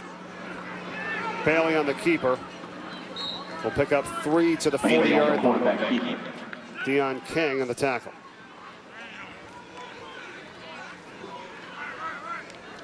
It seemed as if I was a little bit surprised they're going with Bailey to start the second half, but because of the physical tools he offers, Williamson on the sideline, and this may be the start of something new. I mean, this is what playing quarterback is all about. If you get an opportunity to play well and show that you deserve to be the starting quarterback. The sophomore, the left-handed Bailey. And that pass low and incomplete. Wanted Rashawn Proctor. J.J. Williamson, the starter, the junior out of Chesapeake, Virginia. Now, Coach told us this week, Jay, he said that sometimes he was outsmarting himself, trying to do too much. He said, listen to what I'm telling you to do out there at times. I mean, he's a guy who's thrown for over 200 yards a game, you know, this season. But it's been a mix-up now between Williamson and Bailey in and out the quarterback spot today for Hampton. And I will tell you, it's not easy playing quarterback for Cornell Maynard. I think he'll be the first one to tell you. I mean, he was a Hall of Fame quarterback in North Carolina A&T, won championships in the Arena Bowl, and a legend in the Arena League, knows the position. That was a good run here by Jorian Washington, and he has a first and more for Hampton. But a lot easier to play quarterback when you got a special talent like Jorian Washington in the backfield. Hand the football off. Good job by the offensive line getting to the second level, seal blocks. Washington doesn't need a lot of space to make something special happen. It's an 18-yard gain for Washington. You see the rush yards 78-16 in favor of Hampton here so far in this one. Bailey working end zone into double coverage. Incomplete. No flag. Incomplete. Wanted Saquon Gooding. And it was double covered on the play. Bailey is now 1 for 5 passing on the afternoon. Completed his first, and he's missed his last 4 throws.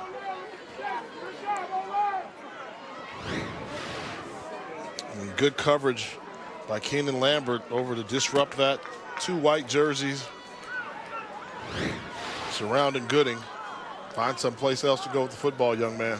Demetrius Williams back there as well for Norfolk State. 2nd and 10. And this pass is dropped over the middle. Incomplete pass. Keenan Lambert again on coverage, that time of Twarn Mixon. Getting the playmakers involved. They brought Marcel Koch off the edge to disrupt the timing of the screen, not allow it to develop, and then mentioned Keenan Lambert, built solidly. You talk about having an NFL body. Built, can cover ground, can run, and great instincts. Washington, they are in field goal range, and it looks like that's what they might have to go to because Washington is totally swarmed under on a 3rd down and 10 play there. Brandon Walker. I mean, this is a solid football team. Watch Walker come up and fill the whole textbook tackle, wrap, see what you hit. Great tackle from Walker, the strong safety out of Chester, Virginia, just a sophomore. It'll be a 39-yard attempt here for Anthony Prevost to cut the lead down to 1. Kick is up, and he has it. So when we come back, we'll take a look at the college football playoffs and give you some picks. Who we think is in the top and in the running when we come back to Hampton after this.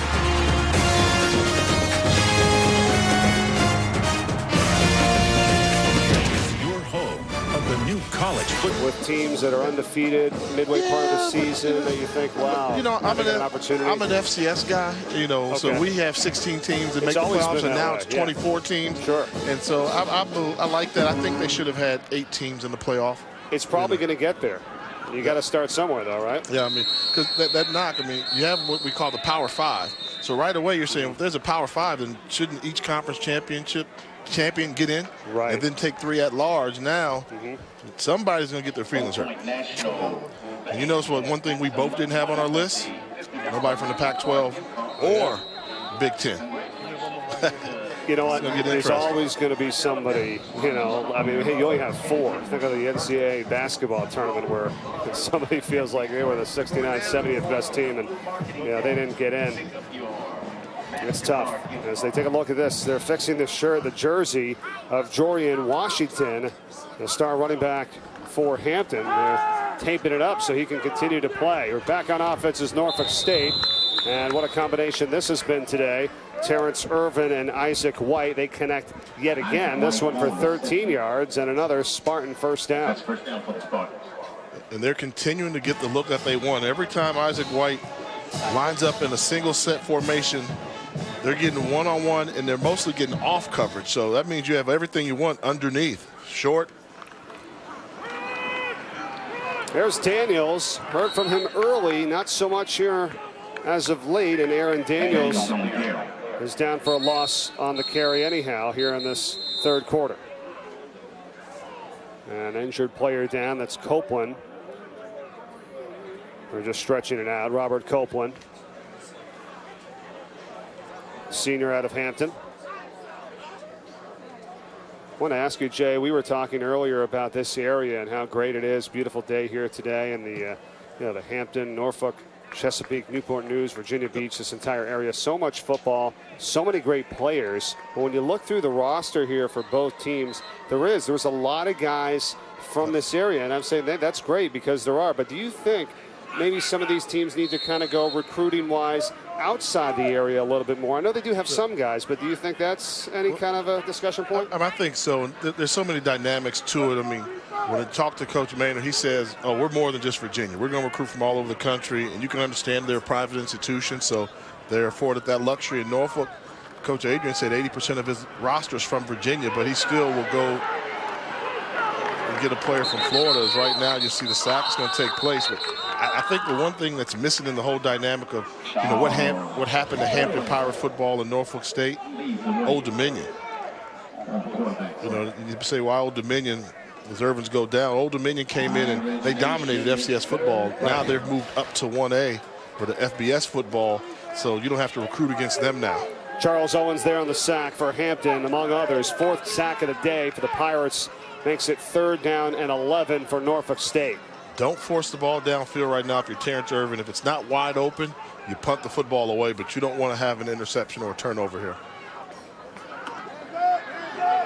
Irvin, pressure in his face, and as he throws, it's intercepted. Just what you said, Jay, and it happened. Picked off by Hampton's Jordan Hill. Game management, something that all young quarterbacks must learn. If you're not on the same page, then you have to be certain where you go with the football. Once again, trying to go back to Isaac White, and Isaac White on the bottom of your screen. They're trying to get the football to him, but Hampton was ready for it. Somebody underneath, somebody over the top, miscommunication. White comes back for it. The pass sails. Jordan Hill with the interception, his first of the season. The junior out of Fayetteville, Virginia, and now Hampton in business. And we've got whistles before the snap and a timeout. Timeout of the Pirates. Hampton. It's the first charge timeout of the half. It's a 30-second timeout. All right, Jay, let's do it again. Give me 5 here, my friend. All right, now, I was thinking about this. We talk about this game. They're so close. Norfolk and Hampton. I don't know if you'll find a closer rivalry with two teams playing the same level of football in the same conference. What'd you say? They're 15 miles away. So I started thinking, what are the other close rivalry games? And pretty accurate geographically. Number 2, Alcorn versus Jackson State. Those schools are probably about an hour and 10 minutes away from each other. Number 3, North Carolina A&T versus North Carolina Central go directly opposite the state from each other, and they're in the same conference as well. Number 4, Prairie View A&M, Texas Southern, all of them based out that Houston area. Number 5, Howard Morgan State, but on the bubble I put Morehouse versus Clark. See, they're Division II. Now, I guarantee you they're no closer schools to each other. They're separated by a street. Okay. They're across the street from each other. Then Magic City Classic had to be neutral because where they played that game in Birmingham, each of the schools are an hour away from Birmingham. So illegal substitution on the defense. 12 men on the field. 5-yard penalty. First down. So that's why I put them on the bubble. But clearly, Morehouse and Clark, I mean, they're set. They share. They go to school together. Right across the street. Yes. Yes. Can you think of any other big-name rivalries that are that close to me? Yeah, I was going to say. SC UCLA out in L.A. Maybe not on the football landscape. Maybe in some other sports potentially. Well, Washington had his jersey taped up, and he's all ready to rock and roll now. He's back in, so Washington on to carry down to the 25-yard line. It's a little off, you know, the P and the T there. You see it? You know, they did a good job, but duct tape solves everything. You see them using duct tape. Unfortunately for Hampton, duct tape kind of mirrors the gray they have in their uniform. So now they go to Eric Carter Jr., and he is in as Washington takes a breather, and he runs for the first down, gets it down to the 15-yard line.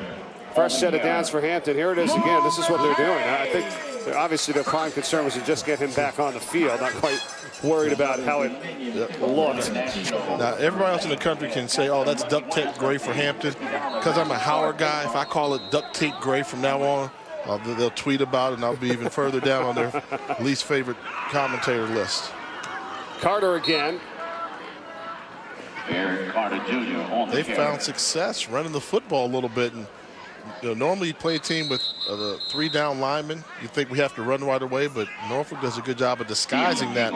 Hampton able to figure out a way to run in between the tackles. Deion King had the tackle. There is a player down, and I think this might be Trail. Yep, number 7 there. That's Lyndon Trail. Ooh, not what they want to see, obviously, for any injury, but for their star defensive player, the outside linebacker, the NFL prospect. While they attend to him, we'll step aside.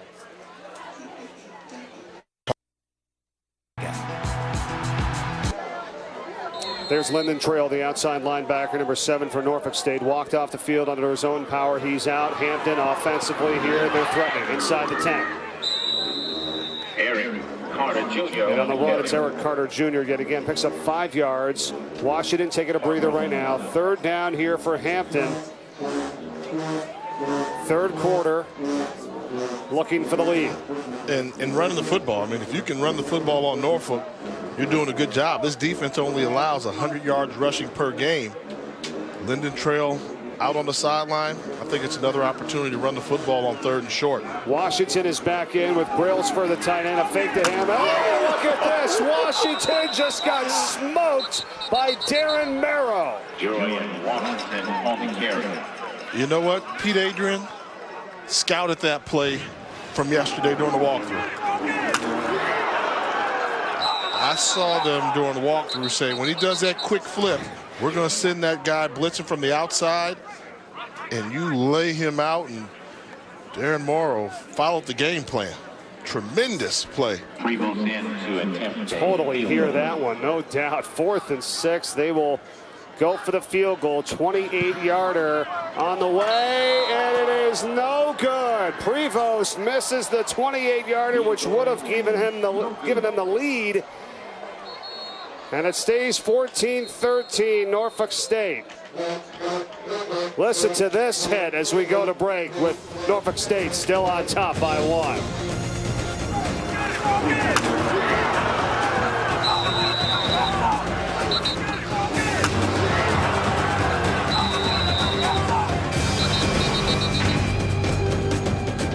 The Mid-Eastern Athletic. Back to the Battle of the Bay. Norfolk State and Hampton. Spartans back on offense here, still hanging on to a 1-point lead as they go to Brendan Riddick for not much on a first down carry, maybe a yard. As Hampton just missed a field goal from inside 30 yards to remain down by 1. And this is where your offense for Norfolk State, you need to pick up a couple first downs, and with the defense as stout as they have, just start winning the battle of field position. So right now, you pick up 2 first downs and have to punt the ball away. You have to have the confidence that Hampton's not going to have the ability to make a long drive against your defense. Hampton picked off the pass from Terrence Irvin in the last series by Jordan Hill, but they were unable to turn it into points. Irvin, pressure, that's Charles Owens again. And he sacks him. What a day Owens has had. Owens, your nose tackle, going to line up right in front of the center. Interior pass rush, number 96, middle of your screen. Just beats E.J. Rogers off the block, able to get the sack. Nowhere for Terrence Irvin to go. Another sack for Owens today. That's 5 total team sacks for the Pirates. 3rd and 20.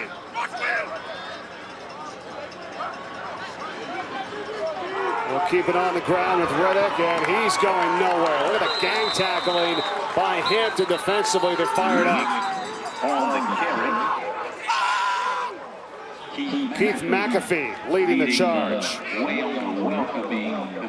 We talked about trying to win the battlefield position to help out your defense. Well, moving backwards. Now Hampton with an opportunity to win the battlefield position to shorten the field for their offense. Now Dylan Shaddix is back out there to punt this one away. Yeah, the uniform violation, had no pads in his leg pants, so had to leave the field, went and put some padding on, and he's back in the game. Not a great kick, and Hampton will have it inside Norfolk State territory, trying to get the lead here on this series. We'll see if they can do it. Year 3 of building a program. Our analysts talk about what they think needs to happen as first-year head coach Connell Maynor has taken over here at Hampton. Here's what Bellotti, Groh, and Hawkins thinking. Year 3, Jay. And you notice with Coach Bellotti, he went from having a winning record to winning record in the conference. So obviously on the FBS level, you can play down and get a couple cheap victories there. So now it's time to win in conference. Coach Groh, hey, you must win. And then Coach Hawkins, what did he say? You must win. And the theme was it's no longer a 5-year process in rebuilding programs. With college football fans having such short attention spans, you've got 3 years to turn it around. Washington ekes out a couple, as you could almost see there. Could have been possibly a hold, but it was Marvin Fanfan, the tight end, that kind of put his hands up. No, not me. There's Maynard and what he did at Winston-Salem State. Look at that, 45-6. And you see the 2 HBCU national titles, but I think his greatest accomplishment, taking Winston-Salem to the Division II national championship game, which they lost that game, but they were close to winning a Division II championship, and now challenging his coaching level and taking it up a level. Bailey with a play fake, and the pass is caught by Proctor. And he stood up just outside of the 40-yard line. Going to bring up 3rd down and short. Trey Mills had the tackle. It's a 5-yard gain.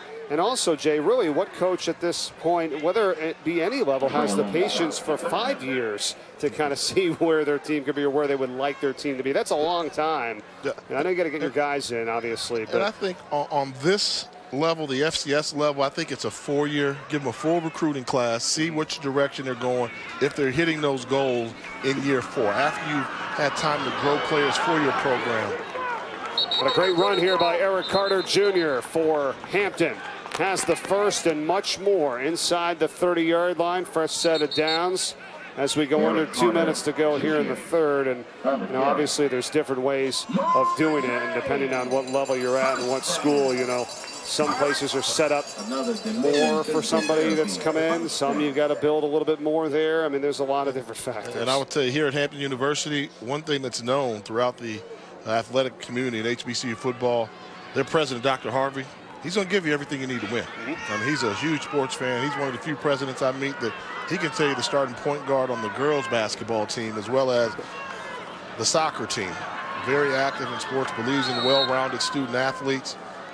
And he got a great hire when he got Connell Maynor. I mean, I asked him, how'd you get him? You stole one there. He was on the Division II radar. And then you asked Coach Maynor, why did you leave Winston-Salem where you had so much success? And he said, no offense to some of the legends that have coached, but I didn't want to be like Big House Gaines at one place and didn't reach my full potential. George Riddick down right now for Norfolk State. It's been pretty impressive what Hampton's been able to do. Past 2 drives pretty much running the football in between the tackles, pushing around a defense that's very stingy versus the run. And George Riddick is, some coaches say he's almost impossible to block, and it looks like he might have caught a cramp. That's what happens when the defense is on the field for so many minutes. Going to be 2nd down and 6 for Hampton, still down by 1. Get your NFL Sunday started on ESPN. Tomorrow at 10 a.m., it's Sunday NFL Countdown, presented by Snickers. Chris Berman, the gang, all the latest news and updates around the league right up to kickoff. Then, our experts bringing you the latest news, injury reports, and predictions. Fantasy football now. Don't miss that. Delivered by Papa John's at 11 a.m. on ESPN2. All comes your way tomorrow and both live on Watch ESPN. Talk so much about Connell Maynor, but on the other sideline, Pete Adrian, 46 years in coaching, 46 years. And, there was some talk, was he going to retire or not, and was he getting closer? Seeing him interact with the kids, particularly on defense where he's a D coordinator, you can tell that keeps him going. But he's really in the family right now. They've been going through some tough times past 3 years. His son, Zach, has been diagnosed with cancer. So the past 3 years, it's been tough on him. And that's the part you don't see when you just judge a win and loss record, having to fly back to Florida to see his son and back and forth. But one of the quality human beings and coaches you'll see in the college football landscape. And, of course, Breast Cancer Awareness Month here in October. And you love to see it, all the pink. And you still see some of the players and the officials there wearing. And Pete Adrian, who's he's tough. He's second most in Norfolk State history at 52 wins. And you see, look at all the pink throughout the stands here as the fans supporting it as well.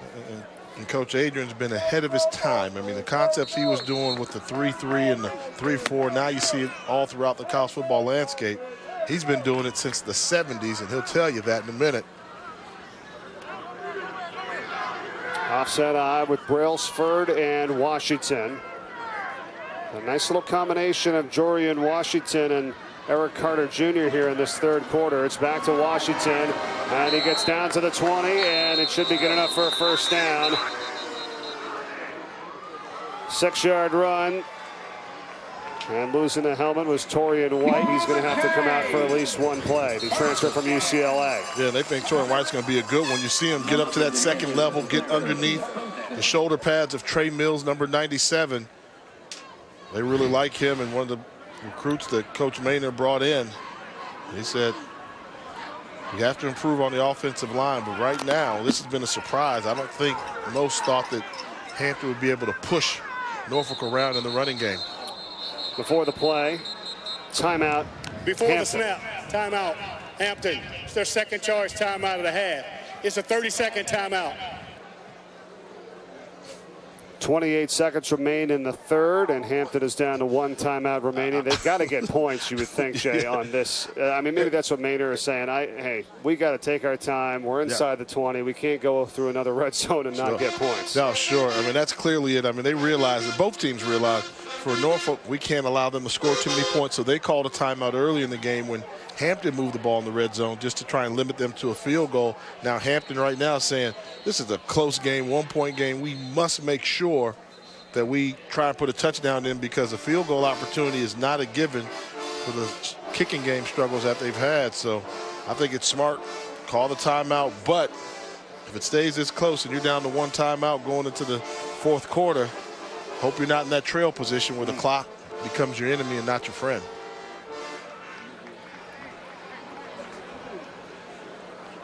And it's been Brian Bailey here as of late at quarterback for Hampton. First down and 10, third quarter winding down. Bailey and the left-hander running right. Has to come across his body and throw this one, and it's well overthrown, looking for Saquon Gooding. And the pressure by Lyndon Trail, who is back into the game. That's good to see for Norfolk State, the outside linebacker in the face of Bailey that time. And look at this look you have if you're Brian Bailey. You're coming around, and here comes Trail, all 6'7", gets those hands up with pressure. Nowhere to go with that football. That's good outside contained by Lyndon Trail, and a good job just getting rid of the football and not taking the sack by Brian Bailey. Interesting they have Bailey running right, Jay. Yeah, that's a little different. I noticed that. You normally want to roll a lefty out to the left, but right now football being dictated where the ball is on the hash marks. Eric Carter Jr. And he's tackled down by Noah Clark Jr. on the carry for Norfolk State, and that's going to take us to the end of the third. Now, when we come back with a fourth, we'll see if Hampton can regain the lead here at home against their rival, Norfolk State, right after this. Monday Night Football, Texans, Steelers, 8:15 on ESPN. Alabama week. Table 5. Get over. Looking to make a run this year. 4. Pick it up. You can see on page 4. 3 times. 3 days till game day. The best cover 2 team in the country. 1.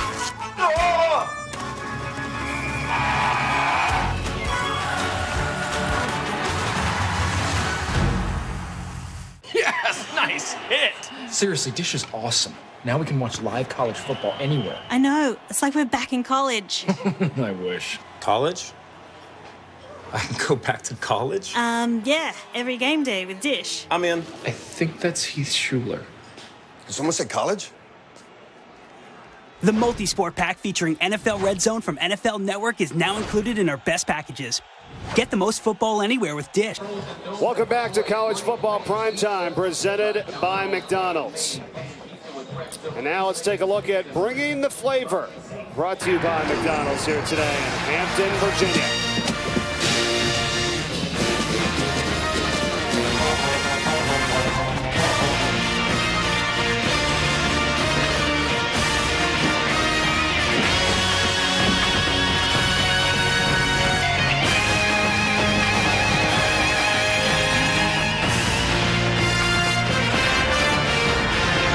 That's Bringing the Flavor, brought to you by McDonald's. Good to have you with us today, everyone. Mike Corey, former Howard and NFL quarterback Jay Walker, started the fourth between Norfolk State and Hampton. 52nd meeting of all time in the Battle of the Bay. As the pass from Bailey is incomplete. Looking for Proctor, knocked down. Darren Merrow is there yet again. 4th and 8. Here we go, Jay. Field goal time once again for the Pirates.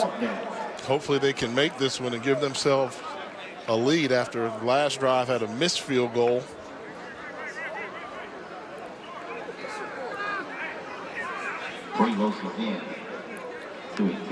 It's going to be a 34-yard attempt here for Anthony Prevost. The kick, it is partially blocked, and Lyndon Trail looked like he got a piece of it. And Dante Hainsworth fired up as well for the Spartans. Now, when I look at these kicks, let's see if it had enough trajectory. We see Trail behind. He's going to jump. He should not be able to get a piece of it, but wow. Low kick, but I'll tell you, 6'7" probably has a wingspan of a condor, 8 feet, but actually it looked like it was before it got to Trail. 99, Kevin Williams. Looked like Kevin Williams with penetration up the middle, got to it before it got to Trail, but I think Provost was gonna, this is just a low kick. I mean, look at the D tackle, he's going and right there, it's tipped right there. Yeah, you see that, the left hand, if you're right. And if he didn't get it, Trail was gonna get it. That's just a poor kick. by Hampton. Coach Pete Adrian and company, they love it as this pass goes out to Isaac White. They have thwarted 2 opportunities for Hampton to score inside of the red zone. Well, the first field goal they just flat out missed, but this one they blocked, and it stays a 14-13 ball game in favor of the Spartans. And as I watched Norfolk State on offense prior to coming this game, they had no offensive identity. You know, you watch them, and now you see them in person, it's like they can do a lot of things. They just cannot master anything, and they don't know what they want to do offensively. They do multiple formations. Pass goes out to Daniels, Aaron Daniels, and he runs it up to the 40-yard line. That's a first down and more. Joshua Thorne on the tackle, picks up 13. Daniels, the sophomore running back out of St. Louis, Missouri. Good job by Irvin. We saw early in the game he was not looking for his check down receiver. In that case, you start to learn as a quarterback, if I can throw the ball at the line of scrimmage or slightly behind it and pick up a first down, shows up the same in the passing category. Talk about a little bit of an identity here. Now Irvin in some trouble, and he's just going to be run out for no gain. And that's where the numbers never lie show up. You know, we show it looked good. They made a good check down. We talked about the multiple formations they run, but then miscommunication between the quarterback and the running back, and instead of staying ahead of the chains, now they're behind the chains. You say identity and also confidence, too, because they have such a stout defense. You know, if the defense keeps them in ball games, they have to feel like now at this point they know they can get the ball in the end zone, which they've done a couple times today. Yeah. And at this point in the game, you're thinking, if we can score, we're going to win this football game. Right. If they put 7 points on, as good as their defense, the mindset has to be up by 8. Nobody's going to score a touchdown and a 2-point conversion on our defense. 2nd and 10, Irvin, and possibly a hold. Yeah, here comes the flag as Irvin is brought down for a 2-yard loss, but it could be way more. Keto Jordan for Hampton. Tell you what, I thought it should have been a hold as well as a face mask. Should have been offsetting penalties. Jordan was just right there for Hampton, being held off the edge. As the pocket collapsed. And they called it on Thornton Collier, the right tackle. 77 for Norfolk State. I mean, clearly a hold, but take a look and let's see does he get the face mask first. So often. I thought it was on the other one there. On right there. Justin Myler from the other side. Looked like he could have called holds on both tackles. Good penetration. And Norfolk State once again playing behind the chains, making the job much harder than it has to be. Isaac White on the bottom of your screen, Irvin's favorite target today, goes over the middle looking for him, and it's knocked down and incomplete. Miles Morris on the deflection. And this is where you feel for the offensive coordinator. He's going through growing pains with this young quarterback right now. Yes, you want to score points. Yes, you want to move the football, but you can't throw into double coverage. I mean, this is about as good a coverage you're going to get. I mean, somebody underneath, somebody over the top. Right. And you want to throw the football, but when your quarterbacks are going the wrong place with the football, it makes your play selection more difficult, and you tend to become more conservative.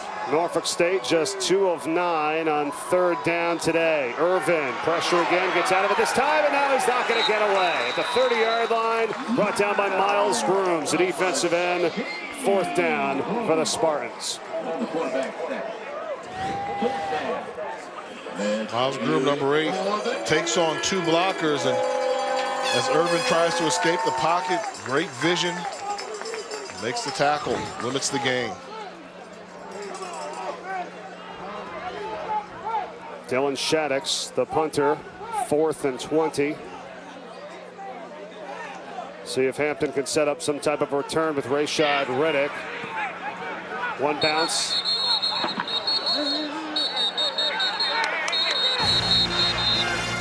And Hampton will take over, and we will be back in a moment.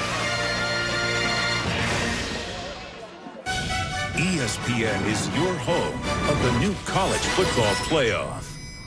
Living Beyond Breast Cancer is a lifeline for so many people. It's more than a community. It is a family. There's always a hug. You're friends for life. When I needed guidance and I needed support, Living Beyond Breast Cancer was there. Last year, 5 Hour Energy raised over $340,000 for Living Beyond Breast Cancer. Purchase this specially marked bottle now through December 31st. And a portion of the proceeds will help breast cancer survivors live beyond their diagnosis. Crash with injuries just occurred, Western and 3rd. Hello, I'm Louis Boom. I film breaking news stories. Got something good for us tonight? You went inside the house, you even filmed the bodies. This tape is evidence. Do I have to give it to you? Is there any reason why you wouldn't? Start filming. We want all of it. The people who did this, they're still out there. I think everything you said is a lie. Nightcrawler. Rated R. Check out all these airline seats. Lots of them, right? But when you try to get one by using your travel rewards card miles, those seats mysteriously vanish. Why? All the flights you want are blacked out, or they hit you up for some outrageous number of miles. Switch to the Venture card from Capital One. With Venture, use your miles on any airline, any flight, anytime. No blackout dates. And with every purchase, you'll earn unlimited double miles. Now we're getting somewhere. What's in your wallet? I think we see Willis coming out. The place erupted. It was a big moment for all of us. The Knicks were a great rock band. It was the most provocative arena in the NBA.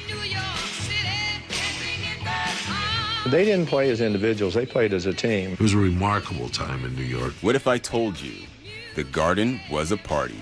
ESPN Films presents a 30 for 30 film brought to you by Infinity. When the Garden was Eden, Tuesday at 9 on ESPN. Hey, Ken, what do you want? For second place in the MEAC, 5 teams at 2-1, including Norfolk State, who we have in action here against the Hampton Pirates today. I mean, yeah, those are the teams, you know, that. I know you're not happy about that hurts me right there. And this one right here, FAMU, give them credit. 1-1, they were 0 for. If they beat Howard today, which looks like they're going to do, 2 consecutive wins for Coach Holmes when he needed it.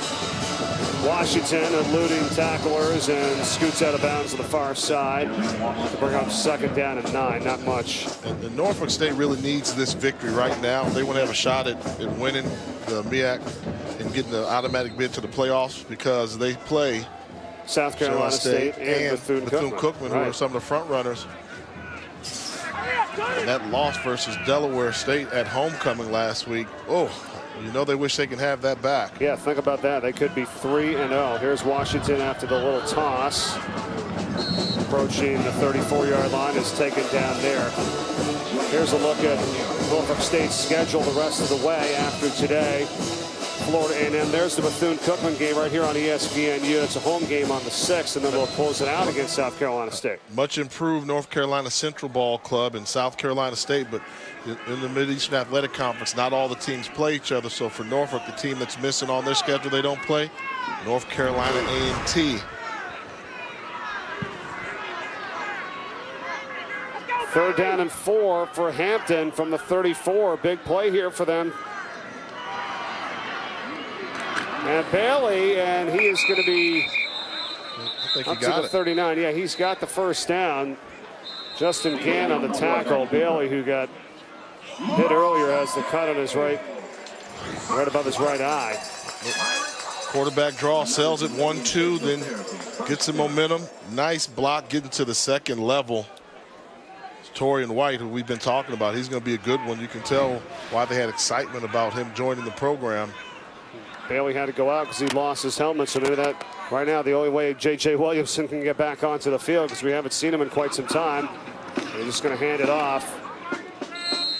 Another short gain picked up by Washington. We'll see if Williamson stays out there, and he will. There's J.J. Williamson. And take advantage of it. If you come in because of the helmet rule, try and get your spot back by the helmet rule. This pass to the right, caught by Riddick, but in the backfield, losing yardage. And Norfolk State was all over it, lost it 2. And Leroy Parker was in there. And part of the recipe of success for Hampton is using the wide receiver screen game, but when you have Williamson in there, ball doesn't get there as fast, and a team that's fast sideline to sideline, That's why the screen game has been virtually non-existent for the Pirates today.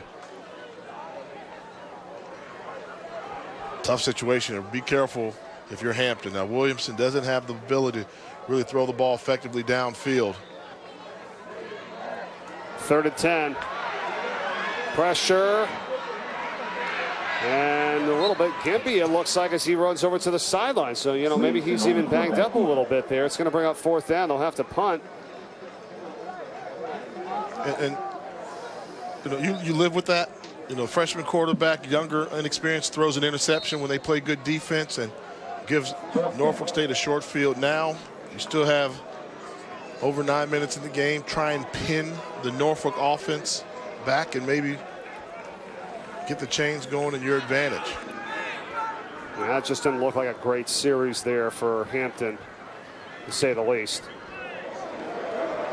There's the kick.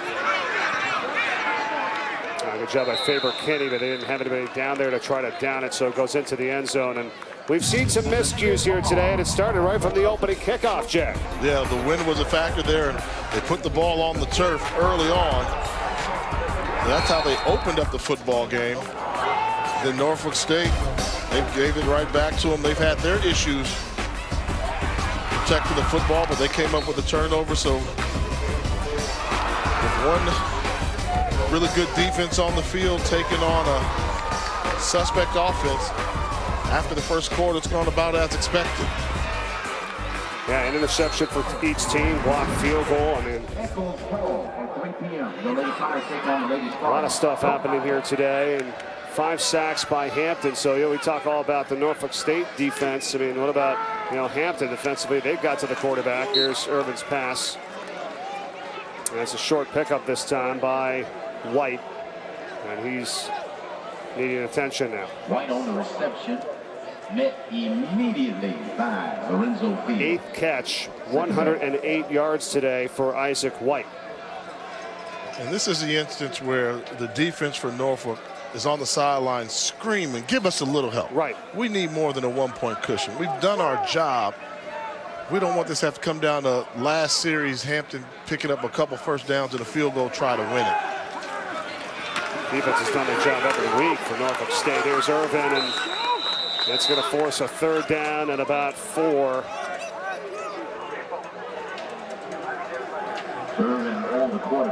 Keto Jordan and company in there. And Hampton defensively, I mean, that's their weakness. I mean, this Hampton defense gives up 33 points a game, over 400 yards total offense. You have to think you'd be able to put up a couple more points just to help out your defense if you're Norfolk, but they've been stuck on 14 for a while. White's back in, as you see, from the shotgun. Irvin over the middle for White. He has it. 1st down across the 35. And it was Joshua Thorne on the tackle, but not before a gain of 11 yards as White points to the 1st down for good measure.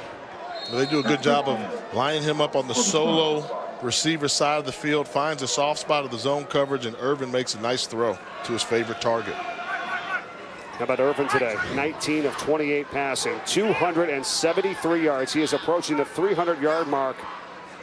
He had 405 total yards coming into today.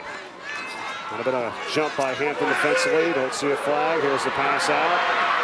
And it's caught by Riddick. And he'll get a 1st down to midfield. That's nice 13 yards. Flag. Here's the flag. Yep, flag is down. This is a good job schematically setting up this play.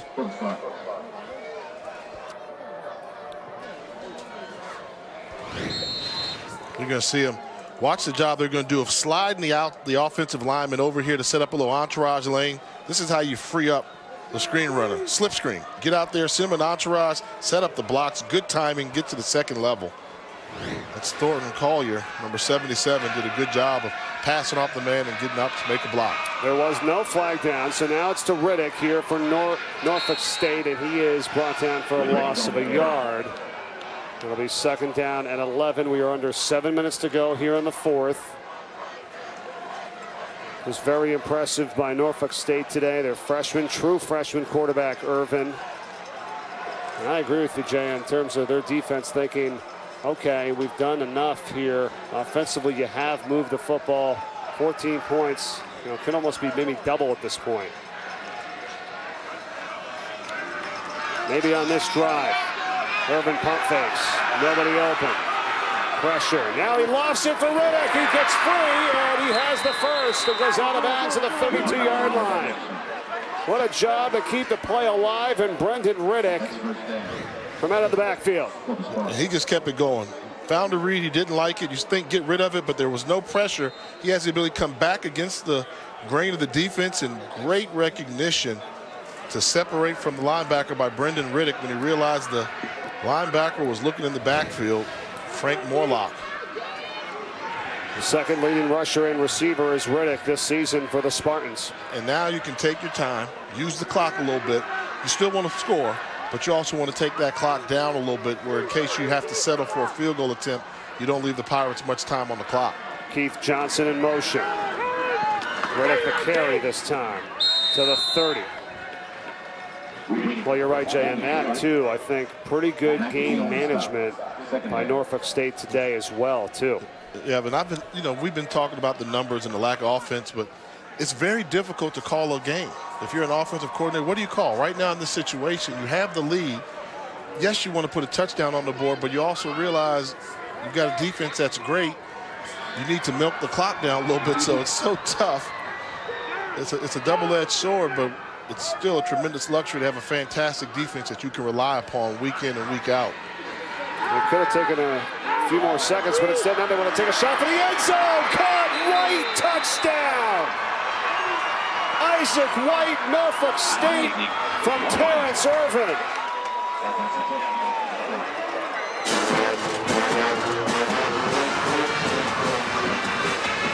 They set up the double move. The snap was off center, but able to give a pump and go, and they caught Miles Morris peeking in the backfield.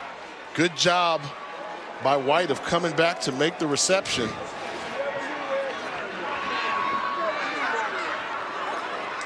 Pass was a little low as well, and what a catch from Isaac White for the touchdown.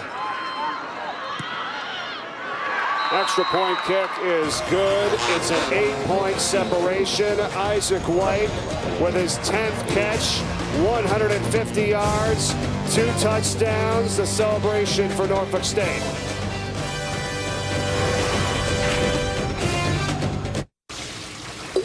Under the roof of a home or business, damage can happen.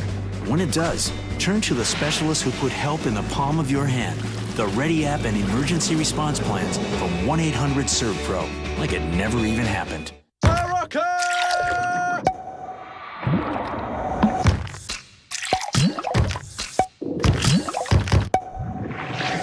Support both mental sharpness and physical energy with Barocca, proud sponsor of Mind and Body.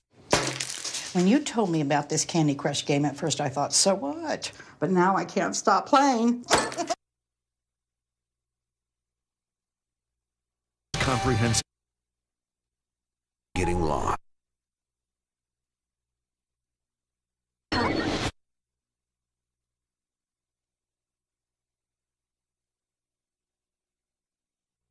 Lawyers are ready to fight for you. Call us today. ESPNU College Football Primetime is presented by McDonald's. I'm loving it. We're in Hampton, Virginia today for the Battle of the Bay. College Football Primetime presented by McDonald's. 21-13 now. Norfolk State on top. They lead it by 8. And what a job it has been by the combination of Irvin and White today. Another touchdown pass, 3 for Terrence Irvin, and 2 catches by Isaac White. And in case you missed that last touchdown, video of it is now posted on the SportsCenter app, available on your mobile devices and tablets wherever you need it. 8 plays, 80 yards, Jay, and 4:18 off the clock. Impressive, and they got the one-on-one matchup that they wanted. Locking up Miles Morris versus Isaac White. That's been a matchup that they've exposed all day. Carter Jr. on the return for Hampton has good yardage and good field position here to start just across the 40-yard line to the 43, and that's where they'll have it down by 8, 4.5 to go. The chase for the NASCAR Sprint Cup heads to the final race of the contender round. It's the Geico 500 from Talladega. Joey Logano, he won at Kansas. He's automatically headed to the next round. Who's going to be joining him? 12 nations battle, 8 advance. That's tomorrow at 1 Eastern on ESPN, live on Watch ESPN as well. The Geico 500 from Talladega. NASCAR heating up here in the race for the chase.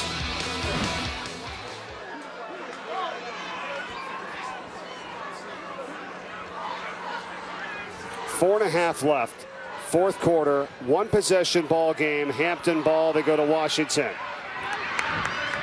Cutting it back, gets across midfield into Norfolk State territory. And hey, all they need, Jay, after all that, really being outplayed today, is a touchdown to 2-point conversion. Touchdown, 2-point conversion to tie this football game up, even though that seems like such a tough task versus the best defense in the conference and number 2 defense overall in the country. But this is what you plan for. This is what you game plan for. 4 minutes ago, you want the best plays that you've worked on all week that you've had success with. Timeout, Norfolk State. That's their second charge timeout of the half. It's a 30-second timeout. Just saw the stat. Giving up 248.6 yards of offense a game as Norfolk State defensively. That's good for number 2 in the country. 18 total points on average. Good for 13th in the nation is what they give up today. They've allowed 13 on the board by Hampton. Now each team has just 1 timeout remaining. Here's a look at the upcoming schedule on the right of your screen there. Bethune-Cookman and Norfolk State could be a huge one, Jay. Even bigger if the Spartans are able to hold on and win this game here today. Yeah, that's a lot of Bethune-Cookman coming up on the network, but they are the number 1 team in HBCU, and they've got to handle. They've got some tough jobs against them. That matchup versus Norfolk State. I mean, they have to come up here and travel. I mentioned it earlier. Coach Pete Adrian and Norfolk State beat Bethune-Cookman last year down there. Last time that the Wildcats lost in conference, so this will be a good one. Second down and 2. Bailey running and getting decked at the 48-yard line. A yard shy of the first still. Deion King on the tackle. Move in the pocket, this time rolling the quarterback out to his left. Did not like the look that he saw, decided to cut up, and no problem at all if you're a young quarterback picking up positive yards. Offensive coordinators like that. Don't throw an interception, don't get sacked. And now back to Washington, and he's going to be shy of the first down. He's going to be a yard shy, gets to the 47, markers at the 46, and we got to just go for this here, obviously, right, Jay? I mean, they only got 1 timeout left. 3:17. There's really no decision to be made here. Now, do they have it? Is this a first down run? Looked like he was shy. They're going to give it to him. Very favorable spot. I would challenge that spot, but too late. At least ask for a measurement if you're Norfolk State coach Pete Adrian. They don't get it. They run the next play, and it's Eric Carter Jr. Eric Carter Jr. on the carry. Wow, I thought that was a little bit closer than just saying, go ahead, move the chain. I thought he was well short. Yeah, this was the previous play. Look at this. I mean, look where he's tackled. He is, and they spotted it at the 46. They gave him a full yard. I mean, the first down marker was at the 46-yard line. He was clearly on the 47. Merry Christmas. Yeah. There's a pass from Bailey over the middle. This is low, and this, well, let's see what they call. I'll just wait and see.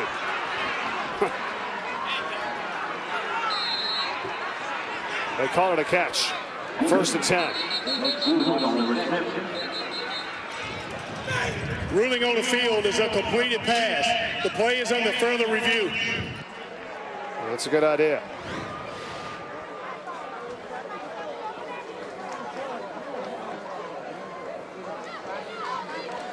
From that angle, you can't tell. One thing about Bailey, he throws the ball with a downward angle.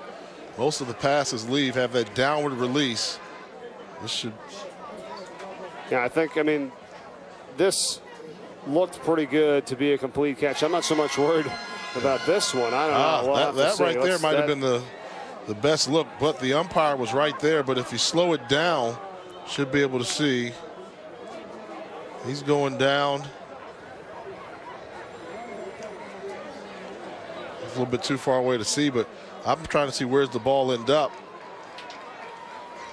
Well, is it moving? It was close, but once again, I think it goes back to there's not enough evidence to overturn the call on the field, I believe. I agree with you there. They ruled it a catch. I don't think there's enough to tell whether it was not, so it will stand if that is the case, and they will have a first down and 10. Hampton will at the 33 of Norfolk State. The ruling on the field stands. First down. There you go.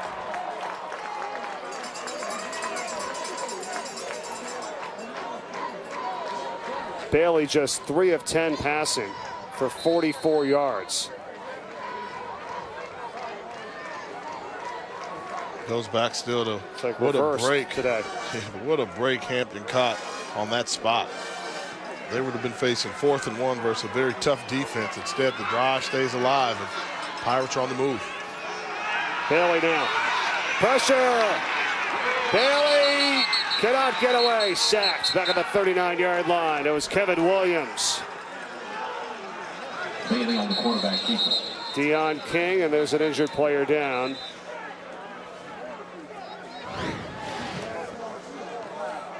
It's George Riddick. Just bringing pressure and forcing Bailey to leave the pocket, but as you mentioned, George Riddick from his defensive end position. Now he's down after a tremendous pass rush on the previous play. All right, we'll take a break. 1:45 to go. Hampton on the move, down 8. Stay tuned.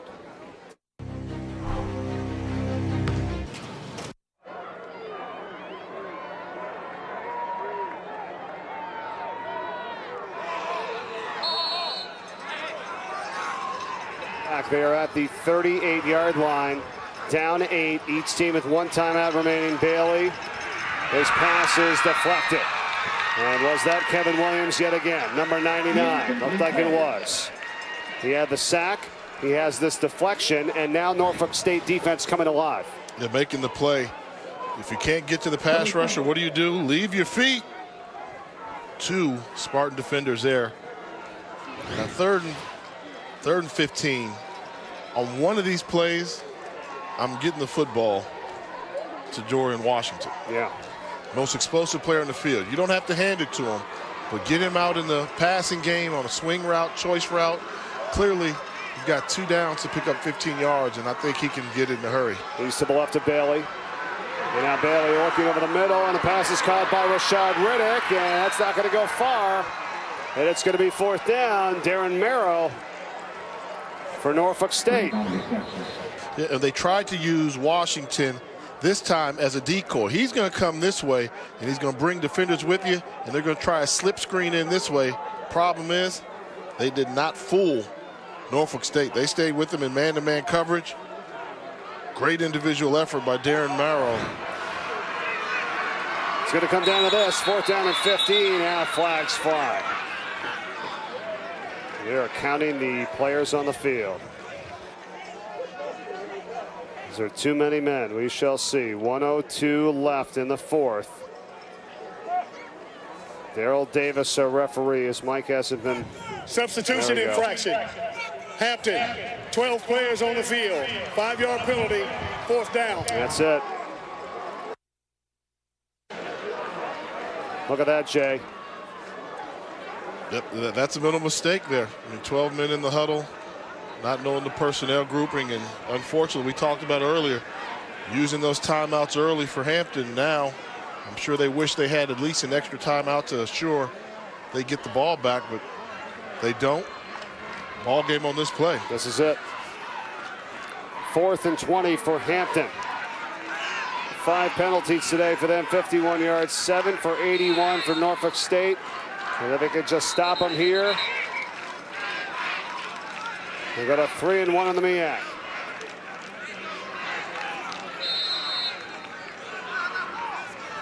Brian Bailey from the shotgun. 5 wide, 4th and 20, under a minute, 4th quarter. They need the first. Bailey to the sideline, tipped, incomplete, broken up. Demetrius Williams And Darren Merrill yet again for Norfolk State. Pass intended for Proctor. And they will take over with a 21-13 lead. They tried a double move to Proctor. Bottom of your screen, lines up on the 40-yard line. He's going to give him a stutter go. Here's the stutter. Tried to squeeze it in that window. He came back looking for it, but great defense by Darren Merrill once again, and help over the top by Keenan Lambert.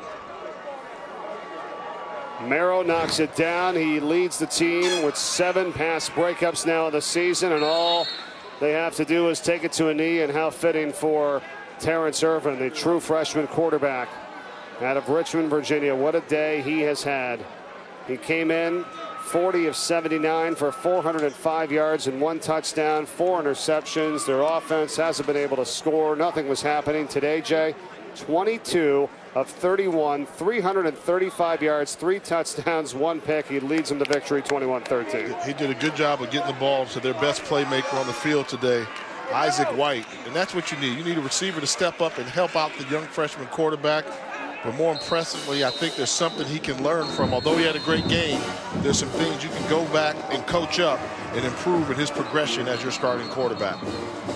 Norfolk State wins it. They go to 3-5, but more importantly, 3-1 in the MEAC. They beat Hampton at home for the first time since 1998. Congratulations to them. 21-13, the final score. Norfolk State wins it. Now, well, let's hang on here. There looks like there's still a little bit of time left on the clock here. 6 seconds left on the clock. They said there was a timeout. Not quite done just yet.